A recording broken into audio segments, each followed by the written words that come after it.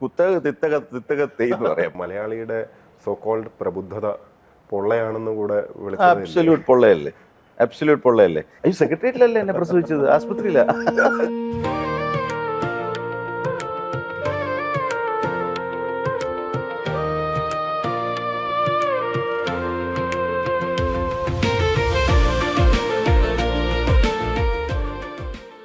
നമസ്കാരം. ഇന്ന് നമ്മുടെ ഒപ്പം പ്രഗത്ഭനായിട്ടുള്ള ഒരു IAS ഉദ്യോഗസ്ഥനാണ്, നമുക്ക് ഏവർക്കും സുപരിചിതനായിട്ടുള്ള ഡോക്ടർ ബി അശോക്. അദ്ദേഹം ഒരു IAS ഉദ്യോഗസ്ഥൻ മാത്രമല്ല, നമുക്കറിയാം ഒരു റിസർച്ചറാണ്, വൈസ് ചാൻസലറായിട്ട് അനവധി തവണ സേവനമനുഷ്ഠിച്ചിട്ടുള്ള വ്യക്തിയാണ്. ഇന്ന് അദ്ദേഹത്തോട് നമുക്ക് ചോദിച്ച് മനസ്സിലാക്കാനുള്ളത് ഗൗരവമായിട്ടുള്ള ചില കാര്യങ്ങളാണ്. സാർ, ഈ പറഞ്ഞ ഒരു സ്വാതന്ത്ര്യത്തെക്കുറിച്ച്, നമുക്ക് തൊഴിൽ ചെയ്യാനുള്ള സ്വാതന്ത്ര്യം, നമുക്ക് ജോലി ചെയ്യാനോ അല്ലെങ്കിൽ വളരാനൊക്കെ ഉള്ള ഒരു സ്വാതന്ത്ര്യം, അതിനുള്ളൊരു സാഹചര്യം കേരളത്തിൽ ഉണ്ട് അല്ലെങ്കിൽ അത് ഇല്ല, അങ്ങനെ ഒരു തർക്കം വരുന്നുണ്ട്. എന്താണ് സാറിന് അതിനെക്കുറിച്ചുള്ളൊരു ഓപ്പണിംഗ് റിമാർക്സ്? എല്ലാ തെരഞ്ഞെടുപ്പുകളും നമ്മൾ 47 നേടിയ രാഷ്ട്രീയ സ്വാതന്ത്ര്യത്തിൻ്റെ പ്രതിജ്ഞ പുതുക്കലാണ്. അതായത് പൗരന്മാർ സ്വയംഭരണത്തിലാണ് ഏർപ്പെട്ടിരിക്കുന്നത്. ആ സ്വയംഭരണം നടത്തുന്നതിൻ്റെ ഏറ്റവും പ്രധാന എലിമെൻ്റാണ് അവരുടെ പ്രതിനിധികൾ അവർക്ക് വേണ്ട നിയമങ്ങൾ ഉണ്ടാക്കുക എന്നുള്ളത്. സത്യത്തിൽ ഈ തെരഞ്ഞെടുപ്പിൽ തീരെ ചർച്ച ചെയ്യപ്പെടാത്തതാണ് 15ാം നിയമസഭ എങ്ങനെ പെർഫോം ചെയ്തു എന്നുള്ളത്. അവിടെ ഉണ്ടായിരുന്ന 140 സാമാജികന്മാർ എത്ര നിയമങ്ങൾ മുന്നോട്ട് കൊണ്ടുവന്നു, ആ നിയമങ്ങൾ പൊതുവിൽ സ്വീകാര്യമാക്കപ്പെട്ടോ? എൻ്റെ ഒരു ഓർമ്മയിൽ വളരെ കുറച്ച് നിയമങ്ങൾ പാസ്സാക്കിയ ഒരു നിയമസഭയാണ് പുറത്തേക്ക് പോകുന്ന നിയമസഭ. അത് മാത്രമല്ല, നിയമനിർമ്മാണത്തിൽ ആ നിയമസഭ പാസ്സാക്കിയ പല നിയമങ്ങളും ഗവർണർ നോട്ടിഫൈ ചെയ്യാൻ വിസമ്മതിച്ചു. ആ നിയമം മോശമാണെന്നല്ല ഞാൻ ഈ പറഞ്ഞു വരുന്നത്, നിയമനിർമ്മാണത്തിലെ ആ നിയമസഭയുടെ പെർഫോമൻസ് ഈ തെരഞ്ഞെടുപ്പിൽ ഒരു ചർച്ചയല്ല. അതിപ്പോൾ ഡൽഹിയിലാണെങ്കിൽ പാർലമെന്റിൽ അവർ ഓരോ പാർലമെന്റ് സെഷൻ നടത്തുമ്പോഴും കനപ്പെട്ട NGOs ആ സെഷൻ്റെ പ്രൊഡക്ടിവിറ്റിയെക്കുറിച്ച് റിപ്പോർട്ട്സ് പബ്ലിഷ് ചെയ്യുന്നുണ്ട്. നമുക്കറിയില്ല വാസ്തവത്തിൽ ലെജിസ്ലേഷനിൽ ഈ നിയമസഭ എത്ര സക്സസ് ആയിരുന്നു മുൻ നിയമസഭകളെ അപേക്ഷിച്ച്. കേരളത്തെ മൗലികമായിട്ട് മാറ്റിയ ഭൂപരിഷ്കരണ നിയമം അടക്കമുള്ള കാര്യങ്ങൾ കൊണ്ടുവന്ന ഒരു സഭയാണ്. ഇന്ത്യയിലെ ഏറ്റവും നന്നായിട്ട് പെർഫോം ചെയ്യുന്ന സഭകളിലൊന്നാണ് കേരളത്തിലെ നിയമസഭ. പക്ഷേ നിയമനിർമ്മാതാക്കളെയാണ് തിരഞ്ഞെടുക്കുന്നത് എന്ന് ഈ ഇവിടെയുള്ള 2.5 കോടി വോട്ടർമാരിൽ ഒരു 10% പോലും ചിന്തിക്കുന്നുണ്ടോ എന്ന് സംശയമുണ്ട്.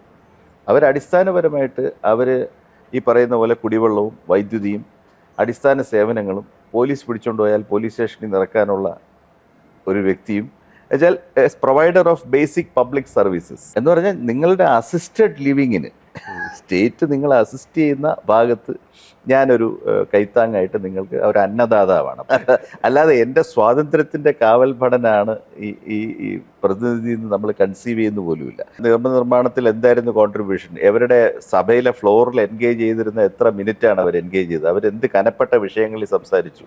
എത്ര സബ്മിഷൻസ് കൊണ്ടുവന്നു? എത്ര ചോദ്യങ്ങൾ നിയമസഭയിൽ ചോദിച്ചു? ഇതിൻ്റെ എന്തെങ്കിലും ഡേറ്റ നിയമസഭ പബ്ലിഷ് ചെയ്യുന്നുണ്ടോ? ഏതെങ്കിലും തിങ്ക് ടാങ്ക് കേരളത്തിൽ പാർലമെന്റിൽ ഇപ്പം നമുക്ക് ആ ഡേറ്റ അവൈലബിൾ ആണ്. 500 ചില്ലാനും മെമ്പേഴ്സിൻ്റെയും അവരുടെ ഫ്ലോർ ടൈം, അവരെത്ര ചോദ്യം ചോദിച്ചു, അതായത് പെർഫോമൻസ് ഓഫ് പാർലമെന്റ്.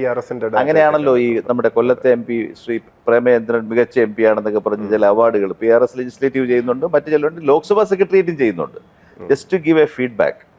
അപ്പോൾ സത്യത്തിൽ ഈ 140 MLA-മാർക്ക് ഒരു സ്കോർ കാർഡ് കൊടുക്കുന്നുണ്ടോ in terms of objective indicators? എന്താണ് നിങ്ങൾ സഭയിൽ ചെയ്തതെന്ന് പറയുന്നത്? ഈ ചർച്ച കൂടാതെ നമ്മളിപ്പം ആര് മുഖ്യമന്ത്രിയാവും, ആര് മന്ത്രിയാവും, ഇങ്ങനെയൊക്കെയുള്ള സ്പെക്കുലേഷൻസിലാണ്.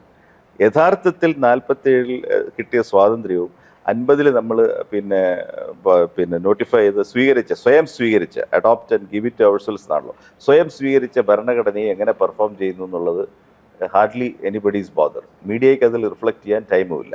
ഒരു മനുഷ്യൻ്റെ ഫ്രീഡംസ് പ്രകടിപ്പിക്കാനും എക്സൽ ചെയ്യാനും കഴിഞ്ഞ 5 കൊല്ലത്തെ പീരീഡ് ഉതകിയോ എന്നുള്ളൊരു ചർച്ച മൗലികമായിട്ട് വരുന്നേ ഇല്ല. മലയാളിയുടെ സോക്കോൾഡ് പ്രബുദ്ധത പൊള്ളയാണെന്ന് കൂടെ അബ്സല്യൂട്ട് പൊള്ളയല്ലേ, അബ്സല്യൂട്ട് പൊള്ളയല്ലേ. ഞാൻ ചോദിക്കുന്ന ഒരു വളരെ ലോ ഇൻകം സ്റ്റേറ്റ്, തൊഴിൽ തീരെയില്ല, അല്ലെങ്കിൽ അഗ്രികൾച്ചർ റൂറൽ ഡെവലപ്മെൻറ്റ് ഇങ്ങനെയുള്ള മേഖലയിലേ തൊഴിലുള്ളൂ, അങ്ങനെ നിൽക്കുന്ന ഒരു ജലസേ ഒരു എക്സാമ്പിൾ പറഞ്ഞാൽ ജാർഖണ്ഡ്, അല്ലെങ്കിൽ ഒരു പ്രൈമറി സെക്ടറിൻ്റെ കരുത്തിൽ മാത്രം നിൽക്കുന്ന ഒരു സ്റ്റേറ്റിൽ നിന്ന് എന്തെങ്കിലും സോഫിസ്റ്റിക്കേഷൻ ഈ പറയുന്ന ബുദ്ധന്മാർക്കുണ്ടോ? ബുദ്ധന്മാർ ഇപ്പോഴും ചർച്ച മീഡിയയിൽ നോക്കിക്കഴിഞ്ഞാൽ ബുദ്ധന്മാർ നോക്കുന്ന ഏറ്റവും പ്രാകൃതമായിട്ടുള്ള ഒരു ട്രൈബൽ ചീഫിനെ എലക്ട് ചെയ്യാനായിട്ട് നടക്കുന്ന യുദ്ധം മാതിരിയല്ലേ ഈ തെരഞ്ഞെടുപ്പ് കാണുമ്പോൾ തോന്നുന്നത്? ഈ ഐഡന്റിറ്റി ചർച്ച ചെയ്യുന്നത് മുഴുവനും ഫണ്ടമെന്റലി ട്രൈബലിസം അല്ലേ. അടിസ്ഥാനപരമായിട്ട് പൗരന്മാർ അവരുടെ അവകാശങ്ങൾ ആർബിറ്റർ ചെയ്യാനുള്ള ഒരു വേദിയാണ്. നമ്മൾ ചില വിദേശ രാജ്യങ്ങളിലെ തെരഞ്ഞെടുപ്പുകളൊക്കെ നോക്കിയാൽ അവിടെ എപ്പോഴും ചർച്ചയാവുന്ന ഒരു ചർച്ച ആരാണ് കുറഞ്ഞ നികുതി ഓഫർ ചെയ്യുന്നത്. അങ്ങനെയാണ് റീഗനൊക്കെ ഒരു സമയത്ത് ജയിച്ചത്. നോ ന്യൂ ടാക്സസ് ആയിരുന്നു അയാളുടെ മുദ്രാവാക്യം. നികുതി കൂട്ടുകയേയില്ല. കേരളത്തിൽ പുതിയ നികുതികൾ ഈ ഫ്രണ്ട്സ് കൊണ്ടുവരുമോ?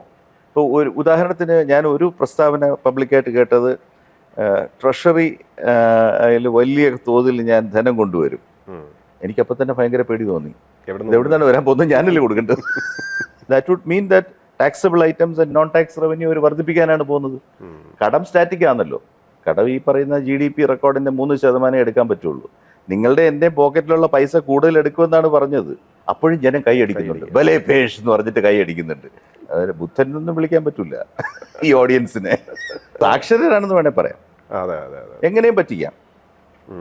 ഒരു ഈ പറഞ്ഞ പോലെ ഒരു ട്രൈബൽ മെന്റാലിറ്റി, അതായത് ഒരു അങ്ങോട്ടും ഇങ്ങോട്ടും തോൽപ്പിക്കണം, മറ്റേ ആളെ തേച്ചൊട്ടിക്കണം, അല്ലെങ്കിൽ മേൽക്കോയ്മ നേടണം. അതുപോലെ വളരെ പാസീവ് മാത്രമല്ല, വളരെ ഒബ്വിയസ് ആയിട്ടുള്ള ഒരു അഗ്രഷൻ കൂടെ കാണുന്നുണ്ട്.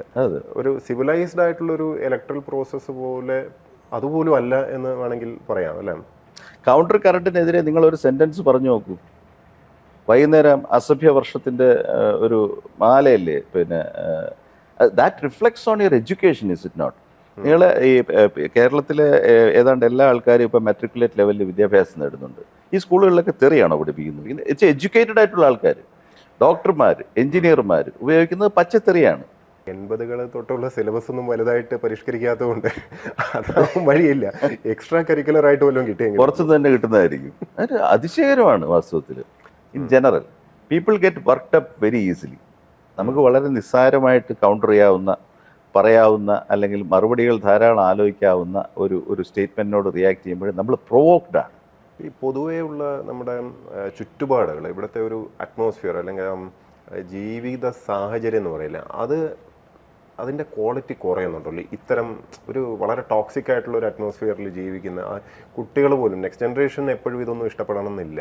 അതിൽ തന്നെ കുറച്ച് ബോധമുള്ളവരും അവർ ഇവിടം വിട്ടുപോകുന്ന പലരും പറയുന്നത് ഇവിടെ ഫ്രീഡം ഇല്ല എന്ന് അവർ പറയും. 70,000 ഗ്രാജുവേറ്റ് സീറ്റുകൾ വേക്കൻ്റ് ആണ് പബ്ലിക് ഇൻസ്റ്റിറ്റ്യൂഷൻ, അതായത് മഹാരാജാസ് യൂണിവേഴ്സിറ്റി കോളേജ് അടക്കം. അതൊരു വലിയ കൺസേൺ ആണ്. എന്താണെന്ന് വെച്ചാൽ ഈ ടെക്നിക്കൽ എഡ്യൂക്കേഷൻ എന്ന് പറയുന്നതിന് ഉപരിയായിട്ട് ഈ liberal education in humanities and sciences എന്ന് പറയുന്നത് ഒരു സമൂഹത്തിൻ്റെ അടിസ്ഥാന പേരാണ്. സാഹിത്യത്തെ പറ്റി പഠിക്കുന്നു, മാനവിക വിഷയങ്ങളെ പറ്റി പഠിക്കുന്നു, സോഷ്യോളജി, ആന്ത്രപ്പോളജി, പൊളിറ്റിക്കൽ സയൻസ്. ഇതിലുള്ള വ്യുൽപ്പത്തി താല്പര്യം ഒരു ജനതയ്ക്ക് നഷ്ടപ്പെട്ടു പോകുക എന്ന് പറഞ്ഞു കഴിഞ്ഞാൽ വൈജ്ഞാനിക ഭാവി ആ സമൂഹത്തിന് നഷ്ടപ്പെട്ടുകൊണ്ടിരിക്കുകയാണെന്നാണ് അർത്ഥം. അപ്പോൾ ഈ തെരഞ്ഞെടുപ്പിനെ സമീപിക്കുമ്പോൾ തന്നെ ഫസ്റ്റ് ക്ലാസ് ആയിട്ട് പൊളിറ്റിക്കൽ സയൻസിൽ എംഫിൽസും ഡോക്ടറേറ്റ്സും ചെയ്ത എത്ര പേര് ഇതിനെ വിശകലനം ചെയ്യുന്നുണ്ട്? എനിക്ക് തോന്നുന്നത് വളരെ കുറവാണെന്നാണ്. കേരള യൂണിവേഴ്സിറ്റി കുറച്ച് പേരുണ്ട്, കാലിക്കറ്റ് കുറച്ച് പേരുണ്ട്. അങ്ങനെയുള്ള വിരലിൽ എണ്ണാവുന്ന ആളുകളല്ലാതെ ഒരു എഫക്റ്റീവ് പൊളിറ്റിക്കൽ കമൻറ്റേറ്റർ കേരളത്തിനില്ല. അതാ ഇൻ്റലക്ച്വൽ സ്പേസ് സ്റ്റൈമി ഡൗൺ ചെയ്തതുകൊണ്ടാണ്. ഇൻ്റലക്ച്വൽ സ്പേസ് എപ്പോഴും സ്പർദ്ധയിലേ വളരത്തുള്ളൂ. നമ്മൾ കാണിക്കുന്നത് നമ്മുടെ യൂണിവേഴ്സിറ്റി ഡിപ്പാർട്ട്മെൻറ്റുകൾ, നമ്മുടെ അക്കാഡമിക് സ്ഥാപനങ്ങൾ എല്ലാം ഏതാണ്ട് ഒരേ മീഡിയോക്കർ ശൈലിയിൽ ചിന്തിച്ചു തുടങ്ങിയിരിക്കുന്നു എന്നുള്ളതാണ്. അതിൻ്റെ ഫലമായിട്ടാണ് കുട്ടികൾക്ക് പെട്ടെന്ന് ഇൻട്രസ്റ്റ് പോയിരിക്കുന്നത്. ഈ 70,000 സീറ്റ് പിന്നെ വേക്കൻ്റായി കിടക്കുന്നു എന്ന് പറയുന്നത് ഫാർ റീച്ചിങ് കോൺസിക്വൻസസ് ഉള്ള ഒരു കാര്യമാണ്. കാരണം കേരളത്തിൽ ഈ എയ്ഡഡ് എഡ്യൂക്കേഷനും ഗവൺമെൻറ് എഡ്യൂക്കേഷനുമായിട്ട് വലിയൊരു ബജറ്റ് വിഹിതം നമ്മൾ മാറ്റിവെക്കുന്നുണ്ട്. ഈ സ്ഥിതി കണ്ടിന്യൂ ചെയ്യുകയാണെന്നുണ്ടെങ്കിൽ എയ്ഡഡ് ടീച്ചേഴ്സിന് കൊടുക്കുന്ന ശമ്പളത്തിന് യാതൊരു അർത്ഥവുമില്ല. They will become protected in the near future. Government കോളേജുകൾക്ക് പ്രസക്തി ഇല്ലാതാവും. ഇപ്പം ലീഡിങ് കോഴ്സുകൾക്ക് പോലും മഹാരാജാസ് കോളേജിൽ എൻറോൾമെൻ്റ് ഇല്ല. പക്ഷേ തൊട്ടടുത്ത പ്രൈവറ്റ് യൂണിവേഴ്സിറ്റിയിൽ 100% സെൻറ്റം എൻറോൾമെൻ്റ് ആണ്. ഇതേ കോഴ്സിന് സെൻറ്റം എൻറോൾമെൻ്റ് ആണ്. ഇപ്പോൾ ലാംഗ്വേജസ് പഠിക്കാനായിട്ട് ഭയങ്കരമായിട്ട് താല്പര്യം കുട്ടികൾ കുറയുകയാണ്. ഇടക്കാലത്തൊന്ന് പൊന്തി വന്നായിരുന്നു. ഇപ്പോൾ പല ലാംഗ്വേജ് ഡിപ്പാർട്ട്മെൻറ്റ്സും ഷട്ട് ഡൗൺ ചെയ്യുകയാണ്. ഗവൺമെൻറ് സ്ഥാപനം ഷട്ട് ഡൗൺ ചെയ്യത്തില്ല, കാരണം it's a form of employment. There is no cadre review, no body bothers. അവിടെ ആ കുട്ടിയുണ്ടോ ഇല്ലയോ എന്നുള്ളതല്ല. ഇപ്പോൾ വേറൊരു ഡേറ്റ ഞാൻ പറഞ്ഞുതരാം. ശ്രീശങ്കര യൂണിവേഴ്സിറ്റി കാലടി വളരെ വിചിത്രമാണ്. അവിടെ 1200 കുട്ടികൾ 700 അധ്യാപകരുമായി. ഏറ്റവും കുറഞ്ഞ അധ്യാപക വിദ്യാർത്ഥി റേഷ്യോ ഉള്ള യൂണിവേഴ്സിറ്റിയാണ്. 2 കുട്ടികൾക്ക് ഒരു അധ്യാപകൻ വെച്ചുണ്ട്. പേഴ്സണൽ ട്യൂഷൻ നടത്താം. അവിടെ വേറൊരു തമാശയുണ്ട്. ഏറ്റവും കൂടുതൽ ആളുകൾ PhD കൺട്രോൾ ചെയ്തിരിക്കുകയാണ്. അതിൽ താഴെ പോസ്റ്റ് ഗ്രാജുവേറ്റ്, അണ്ടർ ഗ്രാജുവേറ്റിൽ ആരുമില്ല. നേരെ തിരിച്ച് റിവേഴ്സ് വെർട്ടിക്കലാണ് ഇപ്പോൾ. അത് എന്താണെന്ന് ആലോചിച്ച് നോക്കിയപ്പോൾ അവിടുന്ന് PhD എടുക്കാനാണ് ഏറ്റവും എളുപ്പം. ഇത്തരത്തിലുള്ള ഈ പോളിസി തലത്തിലുള്ള കാര്യങ്ങൾ ഇപ്പം ഇതിപ്പോൾ ആകെ നമ്മൾ ഹയർ എഡ്യൂക്കേഷൻ്റെയും അല്ലെങ്കിൽ സോഷ്യൽ ജസ്റ്റിസിൻ്റെ ഒരു ചെറിയ ഭാഗം മാത്രം പറയുമ്പോൾ തന്നെ ഒട്ടനവധി കാര്യങ്ങൾ ഉണ്ട്, ഡിസ്കസ് ചെയ്യപ്പെടുന്നില്ല. ഇപ്പോൾ ഒരു ഇലക്ഷൻ സമയത്ത് സാധാരണഗതിയിൽ ഒരു സോക്കോൾഡ് പരിഷ്കൃത പ്രബുദ്ധ നാട്ടിൽ ഇതൊക്കെയല്ലേ സത്യത്തിൽ ചർച്ച ചെയ്യപ്പെടേണ്ടതെന്ന് തോന്നിപ്പോകുന്നു. അതെ, ഞാൻ നിങ്ങളുടെ വെൽഫെയർ പെൻഷൻ കൂട്ടിത്തരാം എന്ന് പറഞ്ഞിട്ട് ഒരു ദരിദ്ര കുടുംബത്തെ സമീപിക്കുന്ന ഒരാളിന് ചോദ്യങ്ങൾ അധികം നേരിടേണ്ടി വരില്ല. പക്ഷേ അറ്റ്ലീസ്റ്റ് എംപവേർഡ് ആയിട്ടുള്ള മിഡിൽ ക്ലാസ്സിലുള്ള ഒരാൾ ചോദിക്കേണ്ടത് സർക്കാരിൻ്റെ ചെലവ് എങ്ങനെ കുറയ്ക്കാം എന്നുള്ളതിനെ പറ്റി ഒരു 2 നിർദ്ദേശങ്ങൾ പറയും. ഇത് ഏതെങ്കിലും പ്രകടന പത്രിക നോക്കിയാൽ സർക്കാരിൻ്റെ പൊതുവിലുള്ള ചെലവ്, അഡ്മിനിസ്ട്രേറ്റീവ് കോസ്റ്റ് കുറയ്ക്കാനായിട്ട് എന്തെങ്കിലും, ഈ കുറയ്ക്കാതെ എങ്ങനെയാണ് കൂടുതൽ നിക്ഷേപം, കൂടുതൽ വരുമാനം ജനങ്ങൾക്ക് പ്രയോജനകരമാക്കാൻ സാധിക്കുക? അതേക്കുറിച്ച് ഒരു പരാമർശം എനിക്ക് തോന്നുന്നു ഒരു മാനിഫെസ്റ്റോയിലും ഇല്ലെന്ന് തോന്നുന്നു. അതുപോലെ ഔട്ട്പുട്ടും ഔട്ട്കമും തമ്മിലുള്ള ഒരു അന്തരവും, എത്ര കോടിയുടെ കെട്ടിടം പണിതു എന്ന് പറയുമ്പോൾ ആരും ചോദിക്കില്ല എന്തിനാണ് അത്രയും കോടിക്ക് പണിതത്, പലരും ആവശ്യമുള്ള കെട്ടിടമാണോ, അല്ലെങ്കിൽ ആ കെട്ടിടം അല്ലെങ്കിൽ ആ ഒരു അസറ്റ് ഇത്രയും രൂപ ചെലവാക്കാതെ നമുക്ക് അതേ കാര്യം ചെയ്യാൻ സാധിക്കുമായിരുന്നു. ഇത്തരം ചോദ്യങ്ങളും കൂടെ വരേണ്ടതല്ലേ? അല്ല, അത് വളരെ സിഗ്നിഫിക്കൻറ്റ് പോയിന്റ്. ഞാൻ അതിനകത്ത് ഈ അടുത്ത് കേട്ട ഒരു സംഗതി ഞാൻ അവിടെ പറയാം. മെഡിക്കൽ കോളേജസിലെ ഈ ഇൻപേഷ്യൻ്റ് ഔട്ട് പേഷ്യൻ്റ് ക്രൗഡ് ഒട്ടും കുറയുന്നില്ല. നമ്മൾ കിഫ്ബിയിലും ആർദ്രം മിഷനിലും നമ്മൾ നടത്തിയ വളരെ പ്രധാനപ്പെട്ട ഒരു ഇൻവെസ്റ്റ്മെൻറ്റ് ഈ CHCകൾ, ഡിസ്ട്രിക്ട് ഹോസ്പിറ്റൽസ്, ഇവിടെയെല്ലാം കൂടുതൽ കാത്ത് ലാബുകൾ, കൂടുതൽ വാർഡുകൾ, കൂടുതൽ സർജിക്കൽ തിയേറ്റേഴ്സ്, സൗകര്യങ്ങൾ വർദ്ധിപ്പിക്കുകയാണ്. അപ്പോൾ അങ്ങനെയാണെങ്കിൽ ലോജിക്കലായിട്ട് നമ്മൾ ആ സൗകര്യങ്ങൾ ഓപ്റ്റിമൈസ് ചെയ്ത് ഉപയോഗിച്ച് കഴിഞ്ഞാൽ മെഡിക്കൽ കോളേജസിന് റെഫറൽ സ്റ്റാറ്റസ് വന്നില്ലെങ്കിലും തിയററ്റിക്കലി അവിടുത്തെ പേഷ്യൻറ്റ് ഡെൻസിറ്റി കുറയണ്ടേ?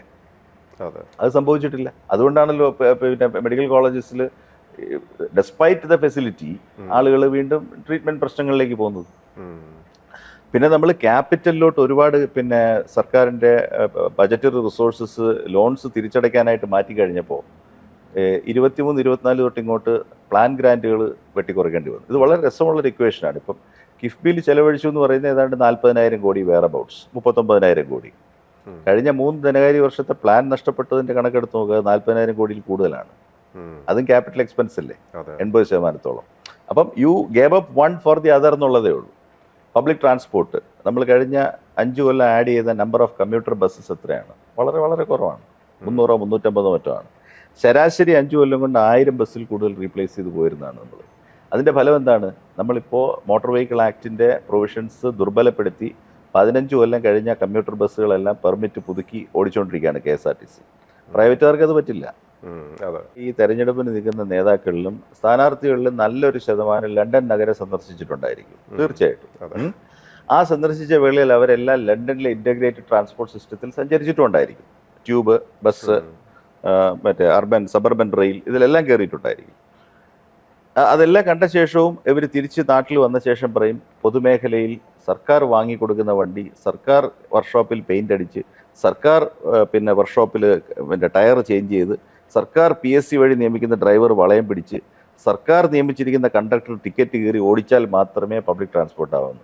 ഈ ലണ്ടൻ നഗരത്തിൽ ഇദ്ദേഹം ഉല്ലാസപൂർവ്വം സഞ്ചരിച്ച ഒരൊറ്റ ബസ്സും ലണ്ടൻ ട്രാൻസ്പോർട്ട് ഓൺ ചെയ്യുന്നില്ല. അവിടുത്തെ റെയിൽ ട്രാക്കുകളും ഇൻഫ്രാസ്ട്രക്ചർ മാത്രമേ ഓൺ ചെയ്യുന്നുള്ളൂ. കോച്ച് ഓടിക്കുന്നത് വേറെ കമ്പനിയാണ്. ഇത് മുഴുവൻ ലീസ് ഔട്ട് ചെയ്തിരിക്കുകയാണ്. ഇത് ഫണ്ടമെൻ്റലി ഒരു അവർ fundamentally logistics, management, finance, accounting, accountability, transparency, ഇതെല്ലാമാണ് ഈ ലണ്ടൻ മെട്രോപൊളിറ്റൻ ട്രാൻസ്പോർട്ട് എന്ന് പറയുന്ന പബ്ലിക് ഇൻസ്റ്റിറ്റ്യൂഷൻ നോക്കുന്നത്. മുഴുവൻ റൂട്ടുകളും അവർ ടെൻഡർ ചെയ്തിട്ട് ആളുകൾ ടേംസ് അനുസരിച്ച് എല്ലാ ബസ്സും ഒരുപോലെ ഇരിക്കും. ഈ വിദേശത്ത് പോയി ഇതെല്ലാം കണ്ട് കൈയടിച്ചിട്ട് മടങ്ങുന്നതല്ലാതെ what is that system? How do you run this so efficiently? ഇത്രയും ലണ്ടനിൽ പോയി വന്നല്ലോ. ഈ ലണ്ടൻ ട്രാൻസ്പോർട്ടിൻ്റെ ചീഫ് ഫൈനാൻഷ്യൽ ഓഫീസർ ഒരു ഇന്ത്യക്കാരനാണ്. അയാളെ ഞാൻ പരിചയപ്പെടാനിടയായി. അപ്പോൾ അയാൾ വന്ന് ലണ്ടൻ ട്രാൻസ്പോർട്ടിൻ്റെ ഫൈനാൻസിങ്ങിനെ കുറിച്ച് ഞങ്ങൾക്ക് ഒരു സീനിയർ ട്രെയിനിങ്ങിൽ ഒരു രാജസ്ഥാനിയാണ് അയാളെ മെയിൽ അയച്ചു കൊടുത്തു കഴിഞ്ഞാൽ അയാൾ തിരുവനന്തപുരത്ത് നിന്ന് പറഞ്ഞു തരും എങ്ങനെയാണ് ട്രാൻസ്പോർട്ട് ഓർഗനൈസ് ചെയ്യേണ്ടതെന്ന്. നമ്മൾ ഒരിക്കലും അതിലേക്ക് കിടക്കാറില്ല. തിരുവനന്തപുരം വിമാനത്താവളത്തിൽ ലാൻഡ് ചെയ്ത ഉടനെ തന്നെ പറയും നമ്മൾ KSRTC യൂണിയൻ നേതാവ് പറയുന്ന അനുസരിച്ചാണ് പബ്ലിക് ട്രാൻസ്പോർട്ടിൻ്റെ ഉസ്താദും അതോറിറ്റിയും അദ്ദേഹമാണെന്ന് നമ്മൾ പറയും. കോഴിക്കോട് ഇരിക്കുന്ന സമയത്ത് ഞാൻ പലതവണ ശ്രമിച്ചൊരു കാര്യമായിരുന്നു, സിറ്റിക്കകത്ത് സ്വകാര്യ AC ബസ്സുകൾ ഓടിക്കാനുള്ളൊരു ശ്രമം. പക്ഷെ അതിന് ഒരു അനുമതിയും കിട്ടിയില്ല. അപ്പോൾ അതിൻ്റെ കാരണം എന്ന് പറഞ്ഞത് ഇത് തന്നെയായിരുന്നു, KSRTC തകർന്നു. എനിക്കത് മനസ്സിലായില്ല എങ്ങനെ തകരുന്നു. കാരണം നല്ലൊരു എയർ കണ്ടീഷൻഡ് ബസ് കിട്ടുകയാണെങ്കിൽ കാറിൽ പോകുന്ന ആൾക്കാരാണ് അതിലോട്ട് ഷിഫ്റ്റ് ചെയ്യുക. അങ്ങനെയാണല്ലോ ട്രാഫിക് കുറയുക. ഈ മെട്രോ ഒക്കെ വരുമ്പോഴും കൂടുതൽ പേരും മെട്രോയിലോട്ട് ഷിഫ്റ്റ് ചെയ്യുന്നത് അതിലെ ഒരു കംഫർട്ട് ലെവൽ ആലോചിച്ചിട്ടാണല്ലോ. അപ്പോൾ അത്തരം ഇനീഷ്യേറ്റീവ്സ് പോലും ഇപ്പോൾ ഡിസ്കഷനിൽ വരാത്തത്, ഇതൊന്നും ഡിസ്കഷനിൽ വരുന്നില്ല എന്നുള്ളതാണ്. അത് സത്യത്തിൽ shocking. The options before state in terms of public policy, അത് ഈ തെരഞ്ഞെടുപ്പ് സ്കിപ്പ് ചെയ്തിരിക്കുകയാണ്. ഈ തെരഞ്ഞെടുപ്പിൻ്റെ ഏറ്റവും ഇതിൻ്റെ ഡിസ്കഷൻസ് പരിശോധിച്ചാൽ ഏറ്റവും നിരാശാജനകമായിട്ടുള്ള വശം ഇതാണ്. ഏറ്റവും കൂടുതൽ ജാതി മതം personality personal scandals. Who is the worser guy? ആരാണ് കൂടുതൽ സ്ത്രീജിതനായിട്ടുള്ള ആൾ? ഏതാ മോശം fellow? Who is the worst Malayali contesting this election? Who is notorious? ഇതിനകത്ത് താല്പര്യമുണ്ട്. Who is criminal? എല്ലാം താല്പര്യമുണ്ട്. പബ്ലിക് പോളിസി വെച്ചിട്ട് സ്റ്റേറ്റിൽ നാളെ എന്ത് ചെയ്യുമെന്നുള്ളത് ആരും ചോദിക്കുന്നുമില്ല. പറ്റുമെങ്കിൽ ചോദിക്കാതിരിക്കുന്നത് ഏറ്റവും നല്ല അന്തരീക്ഷം എന്ന് വിചാരിക്കുന്നു. എല്ലാവരും ഹാപ്പിയാണ്. ഇത് മറ്റൊരു ചർച്ച വരാതിരിക്കാനും കൂടി, ഇപ്പോൾ സപ്പോസ് ഇപ്പോൾ സാറ് ഇത്തരം വിഷയങ്ങൾ സംസാരിച്ചു കഴിഞ്ഞാൽ നേരത്തെ പറഞ്ഞ പോലെ കടന്നൽ കൂട് ഇളകി വന്ന പോലെയാണ്. ഇതൊന്നും സംസാരിക്കാൻ പാടില്ല എന്നുള്ള പറയാൻ ഇവരാരാണ്? ഇവർക്കൊരു പൗരന്റെ അവകാശമല്ലേ ഉള്ളൂ. കമ്പ്യൂട്ടറിന് മുമ്പിലോ ഒരു മൊബൈൽ ഫോണോ കയ്യിലുള്ളത് കൊണ്ട് മറ്റുള്ളവരുടെ എല്ലാ അവകാശം നിഷേധിക്കാനുള്ള പ്രസ്താവന നടത്താൻ ഇവർക്ക് എങ്ങനെ സാധിക്കുന്നു? അത് അവർ സ്വയം ചിന്തിക്കുന്നില്ല. അവർക്ക് നമ്മളെ ആര് സംസാരിച്ചു പോകരുതേ എന്ന് ആജ്ഞാപിക്കുന്നത് കൂടുതൽ കാര്യം വല്ലതും കൊടുക്കുന്നുണ്ടോ? അത് 2 വോട്ടുണ്ടോ ഈ പറയുന്ന ആളിൽ? ഇല്ലല്ലോ, ഒന്നല്ലേ ഉള്ളൂ. അപ്പം അത്രയും പറഞ്ഞാൽ മതി. പക്ഷെ അവർക്ക് വേറൊരു തെറ്റിദ്ധാരണ കൂടെ ഉള്ളതായിട്ട് എനിക്ക് തോന്നിയിട്ടുണ്ട്. അതായത് സർക്കാർ ഉദ്യോഗസ്ഥരെ അടിമകളാണെന്നും, സർക്കാർ ഉദ്യോഗസ്ഥരെന്ന് പറഞ്ഞാൽ അതാത് സമയത്തുള്ള പൊളിറ്റിക്കൽ ഡിസ്പെൻസേഷൻ പറയുന്നതനുസരിച്ച് ഡാൻസ് ചെയ്യണം എന്നുള്ളൊരു വല്ലാത്തൊരു ഉദാഹരണം. That you are not a citizen any longer, not allowed any independent thought. അതെ, big brother will tell you what to think, what not to think. എൻ്റെ ആൻസർ അത് കൈ വെച്ചിരുന്നാൽ മതി എന്നാണ്. അത്രേ ഉള്ളൂ. എത്ര പ്രൊവക്കേറ്റീവ് ആയാലും ശരി, നമ്മൾ ഇൻഡിപെൻഡൻ്റ് ആയിട്ട് ചിന്തിക്കാൻ പോവുകയാണ്. നമ്മുടെ മനസ്സിൽ വരുന്ന ന്യായമായ കാര്യം നമ്മൾ പറയാൻ പോവുകയാണ്, അക്സെപ്റ്റൻസ് ഉണ്ടായാലും ഇല്ലെങ്കിലും. And any risk will be taken to do that. കാരണം നമ്മളെ സംബന്ധിച്ചിടത്തോളം ഫ്രീഡം എന്ന് പറയുന്നത് ആശയ ആവിഷ്കാരത്തിനുള്ള അധികാരമാണ് മനുഷ്യൻ്റെ. അത് ഒരു ബിഗ് ബ്രദറിൻ്റെയും കൺട്രോൾ ഓർ കമാൻഡ് അതിൽ നമ്മൾ സമ്മതിക്കാൻ പോകുന്നില്ല. അതിനുവേണ്ടി മരിക്കേണ്ടി വന്നാലും ശരി തന്നെ. We are going to push the envelope further. And I am not going to criticise government or your control systems unnecessarily also, but fair comment will be done. If something is not working, we will say that is not working. അത് ഈ പറഞ്ഞു വന്നിട്ട് സമൂഹത്തിൽ തൽക്കാലം അധികാരം കൈകാര്യം ചെയ്യുന്ന ആളിന് വേണ്ടി കള്ളം പറയണമെന്ന് പറയാൻ പറ്റില്ലല്ലോ. പ്ലീസ് ലൈ ഫോർ മീ എന്ന് നമ്മളോട് കമാൻഡ് ചെയ്യാൻ പറ്റില്ലല്ലോ. That is not possible. We will address the fact. അത് കള്ളം വളരെ പച്ചയ്ക്ക് കള്ളം പറയുന്നു. അത് ഈ ഒരു ഇലക്ഷൻ്റെ ഒരു പ്രത്യേകതയാണോ? എനിക്കൊരു പിടിക്കപ്പെടില്ല എന്നുള്ള ധൈര്യം അതെന്തുകൊണ്ടാണ്? കഴിഞ്ഞ ദിവസം ഒരു അഭിമുഖത്തിൽ പറയുന്നത് ഞാൻ കേട്ടായിരുന്നു. പ്രൊപ്പഗാൻഡയുടെ ഒരു സ്വഭാവം, പ്രൊപ്പഗാൻഡ പെട്ടെന്ന് എന്തെങ്കിലും ഒരു kind of spit and run ആണ്, പെട്ടെന്ന് പറയുന്നു പോകുന്നു. അത് കറക്റ്റ് ചെയ്യാനൊരു ഗ്യാപ്പോ സമയമോ അതൊന്നും ഇവിടെ കിട്ടുന്നില്ല. ഇലക്ഷൻ ആകുമ്പം അതിൻ്റെ ആ ഒരു സാഹചര്യം ചൂഷണം ചെയ്യുന്നതും കൂടെയാണോ? അത് സംശയം എന്താണ്? ഇപ്പം നമ്മൾ ഇപ്പം എല്ലാ ഗവൺമെൻറ്റും would have progressed beyond the last one. സ്വാഭാവികമല്ലേ? കാരണം അത്രയും 5 ബജറ്ററി സൈക്കിൾസ് സ്പെൻഡ് ചെയ്ത് കഴിഞ്ഞില്ലേ. അപ്പോൾ എത്ര എഫിഷ്യൻസി ഇഷ്യൂസ് ഉണ്ടെന്നുണ്ടെങ്കിലും കുറേ കാര്യങ്ങൾ അച്ചീവ് ചെയ്ത് കഴിയും. അത് ഷോക്കേസ് ചെയ്യാൻ അവർക്ക് അധിക അവകാശമുണ്ട്. അത് കാരണം ഇലക്ടേഴ്സ് അത് അറിയേണ്ട ഒരു ആവശ്യമുണ്ട്. പക്ഷേ if somebody is to say that everything has been done and done in Kerala's development എന്ന് പറഞ്ഞാൽ ഇത്തിരി ലോകപരിചയമുള്ള എല്ലാവരും ചിരിക്കില്ലേ? കാരണം ഇവിടെ 30 ലക്ഷത്തിൽ പരം കുട്ടികൾ തൊഴിലില്ലാതെയും നല്ല നിലവാരമുള്ള വിദ്യാഭ്യാസം ഇല്ലാതെയും ഗ്രാജുവേഷനിൽ എത്തുന്നതിന് മുമ്പ് +2 കഴിഞ്ഞ് കഴിഞ്ഞാൽ സെക്കൻഡ് അവർ സഞ്ചരിക്കാനും ഇൻഡിപെൻഡൻറ്റ് ലിവിങ്ങിനും കേപ്പബിൾ ആയി കഴിഞ്ഞാൽ ലോകത്തിൻ്റെ എല്ലാ നഗരങ്ങളിലേക്കും ഇന്ത്യയിലെ ഇതര നഗരങ്ങളിലേക്കും ജീവനും കൊണ്ട് ഓടി രക്ഷപ്പെടുകയാണ്. പലായനമാണ്. ഇതിനൊരു പ്രയോഗമുണ്ട്, people are actually voting with their feet എന്ന് പറയും. കൈകൊണ്ട് വിരലുകൊണ്ട് മാത്രമല്ല വോട്ട് ചെയ്യുന്നത്, ആളുകൾ കാലുകൾ കൊണ്ട് വോട്ട് ചെയ്യാണ്. കാലുകൾ കൊണ്ട് വോട്ട് ചെയ്യുക എന്ന് പറഞ്ഞു കഴിഞ്ഞാൽ കിട്ടുന്ന ആദ്യത്തെ അവസരത്തിൽ കേരളത്തിൽ നിന്ന് ചാടുക എന്നുള്ളതാണ്. This is A plan with every teenager. മാത്രമല്ല പണ്ടത്തെ ഒരു മൈഗ്രേഷൻ ഇതിന് വ്യത്യാസമുണ്ടല്ലോ. തിരിച്ചു വരാനല്ല പോകുന്നത്. ഇപ്പം ഏറ്റവും രസം എന്ന് പറയുന്നത് ചെന്നൈയിലും ബാംഗ്ലൂരിലും എല്ലാം തന്നെ നല്ല ഇൻഡിപെൻഡൻറ്റ് പ്രൈവറ്റ് ജോബ്സ് ഉള്ള ആളുകൾ റീട്രെയിൻ ചെയ്തിട്ട് യൂറോപ്പിൽ എവിടെയെങ്കിലും പോയി പാർക്കാനുള്ള അവിടെ നിന്ന് പോവുകയാണ് ഇൻ ദാറ്റ് സെൻസ്. അപ്പോൾ കേരളത്തിൻ്റെ കർമ്മശേഷിയുള്ള യുവത്വത്തെ കേരളത്തിൽ തൊഴിൽ കൊടുക്കാൻ സാധിക്കാത്തത് കൊണ്ടും ഇൻവെസ്റ്റ്മെൻറ്റിന് പ്രാപ്തമായിട്ടുള്ള അന്തരീക്ഷം നമ്മൾ വേണ്ടത്ര ഒരുക്കിയില്ലെന്നല്ല, വേണ്ടത്ര ഒരുക്കാത്തത് കൊണ്ട് നാടിന് നഷ്ടപ്പെട്ടുകൊണ്ടിരിക്കുകയാണ്. നമ്മൾ പറഞ്ഞ മാതിരി ഹയർ എഡ്യൂക്കേഷൻ സ്കില്ലിംഗ് സെക്ടർ ഇന്ത്യയിൽ പോലും ഏറ്റവും ക്വാളിറ്റി ഉള്ളതാണെന്ന് നമുക്ക് പറയാൻ വയ്യ. വേൾഡ് ക്ലാസ് ഉള്ള ഒരു academic institution graduate post graduate ലെവലിൽ കേരളത്തിൽ ഉണ്ടെന്ന് പറയാൻ വയ്യ.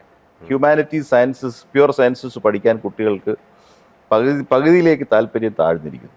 പഠിക്കാൻ മാത്രമല്ലല്ലോ പോകുന്നത്, ശരിക്കും ഇവിടെ പഠിക്കാൻ നല്ല ഇൻസ്റ്റിറ്റ്യൂഷൻ ഉണ്ടോ എന്നുള്ളതിനെക്കാട്ടിലും അതിന് ശേഷമുള്ളൊരു ജീവിതം പോലും ഇവിടെ ഇല്ല എന്നുള്ളൊരു അത് അവരുടെ സാമൂഹ്യ സ്വാതന്ത്ര്യവും കേരളത്തിൽ കുറവാണ്.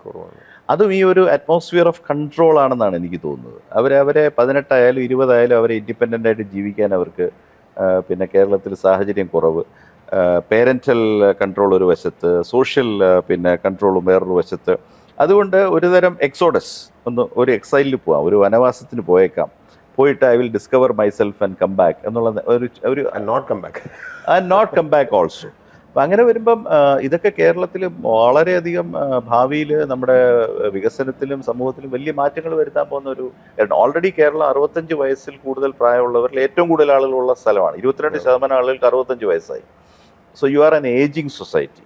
ഈ ഏജിങ് സൊസൈറ്റിക്ക് ഒരു വൃദ്ധ നേതൃത്വവും കുട്ടികൾ മുഴുവനും വിദേശത്തേക്ക് പലായനം ചെയ്യുന്ന ഒരു ഇടവുമായി കഴിഞ്ഞാൽ കേരളത്തിൻ്റെ പ്രൊഡക്ടിവിറ്റി എന്ന് പറയുന്ന അടുത്ത 10 വർഷം കൊണ്ട് വളരെ താഴെ വരും.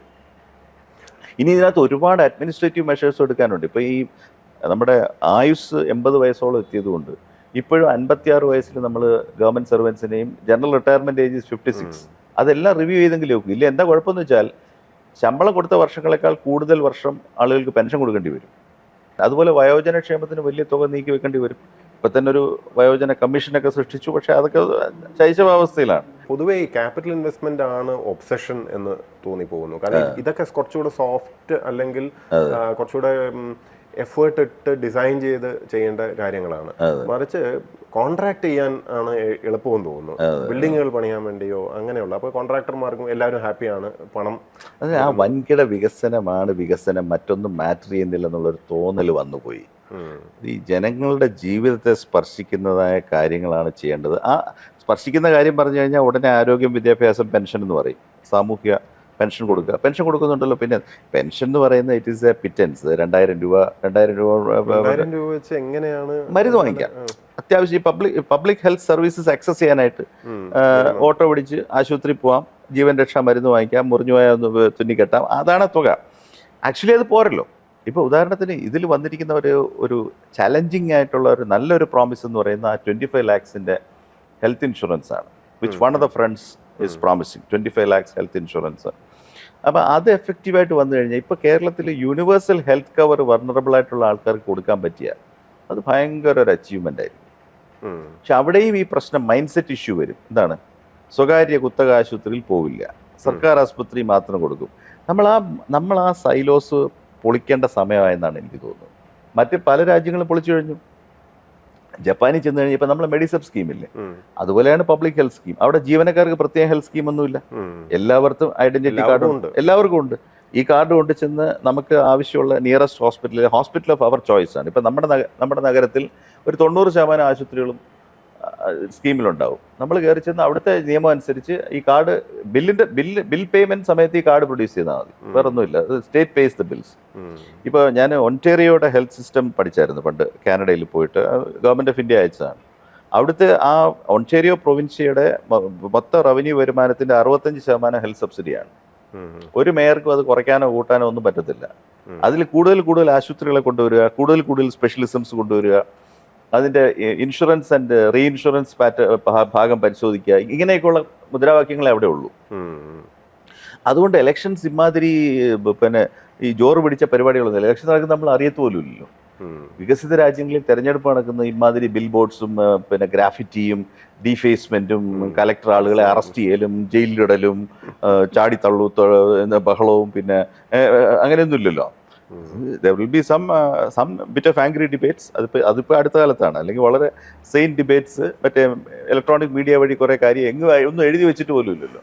ലണ്ടൻ നഗരത്തിൽ താമസിക്കുന്ന സമയത്ത് തെരഞ്ഞെടുപ്പ് വരുന്നതും പോകുന്നതും നമുക്ക് നിരത്തി നിന്നറിയാൻ ഒക്കില്ല.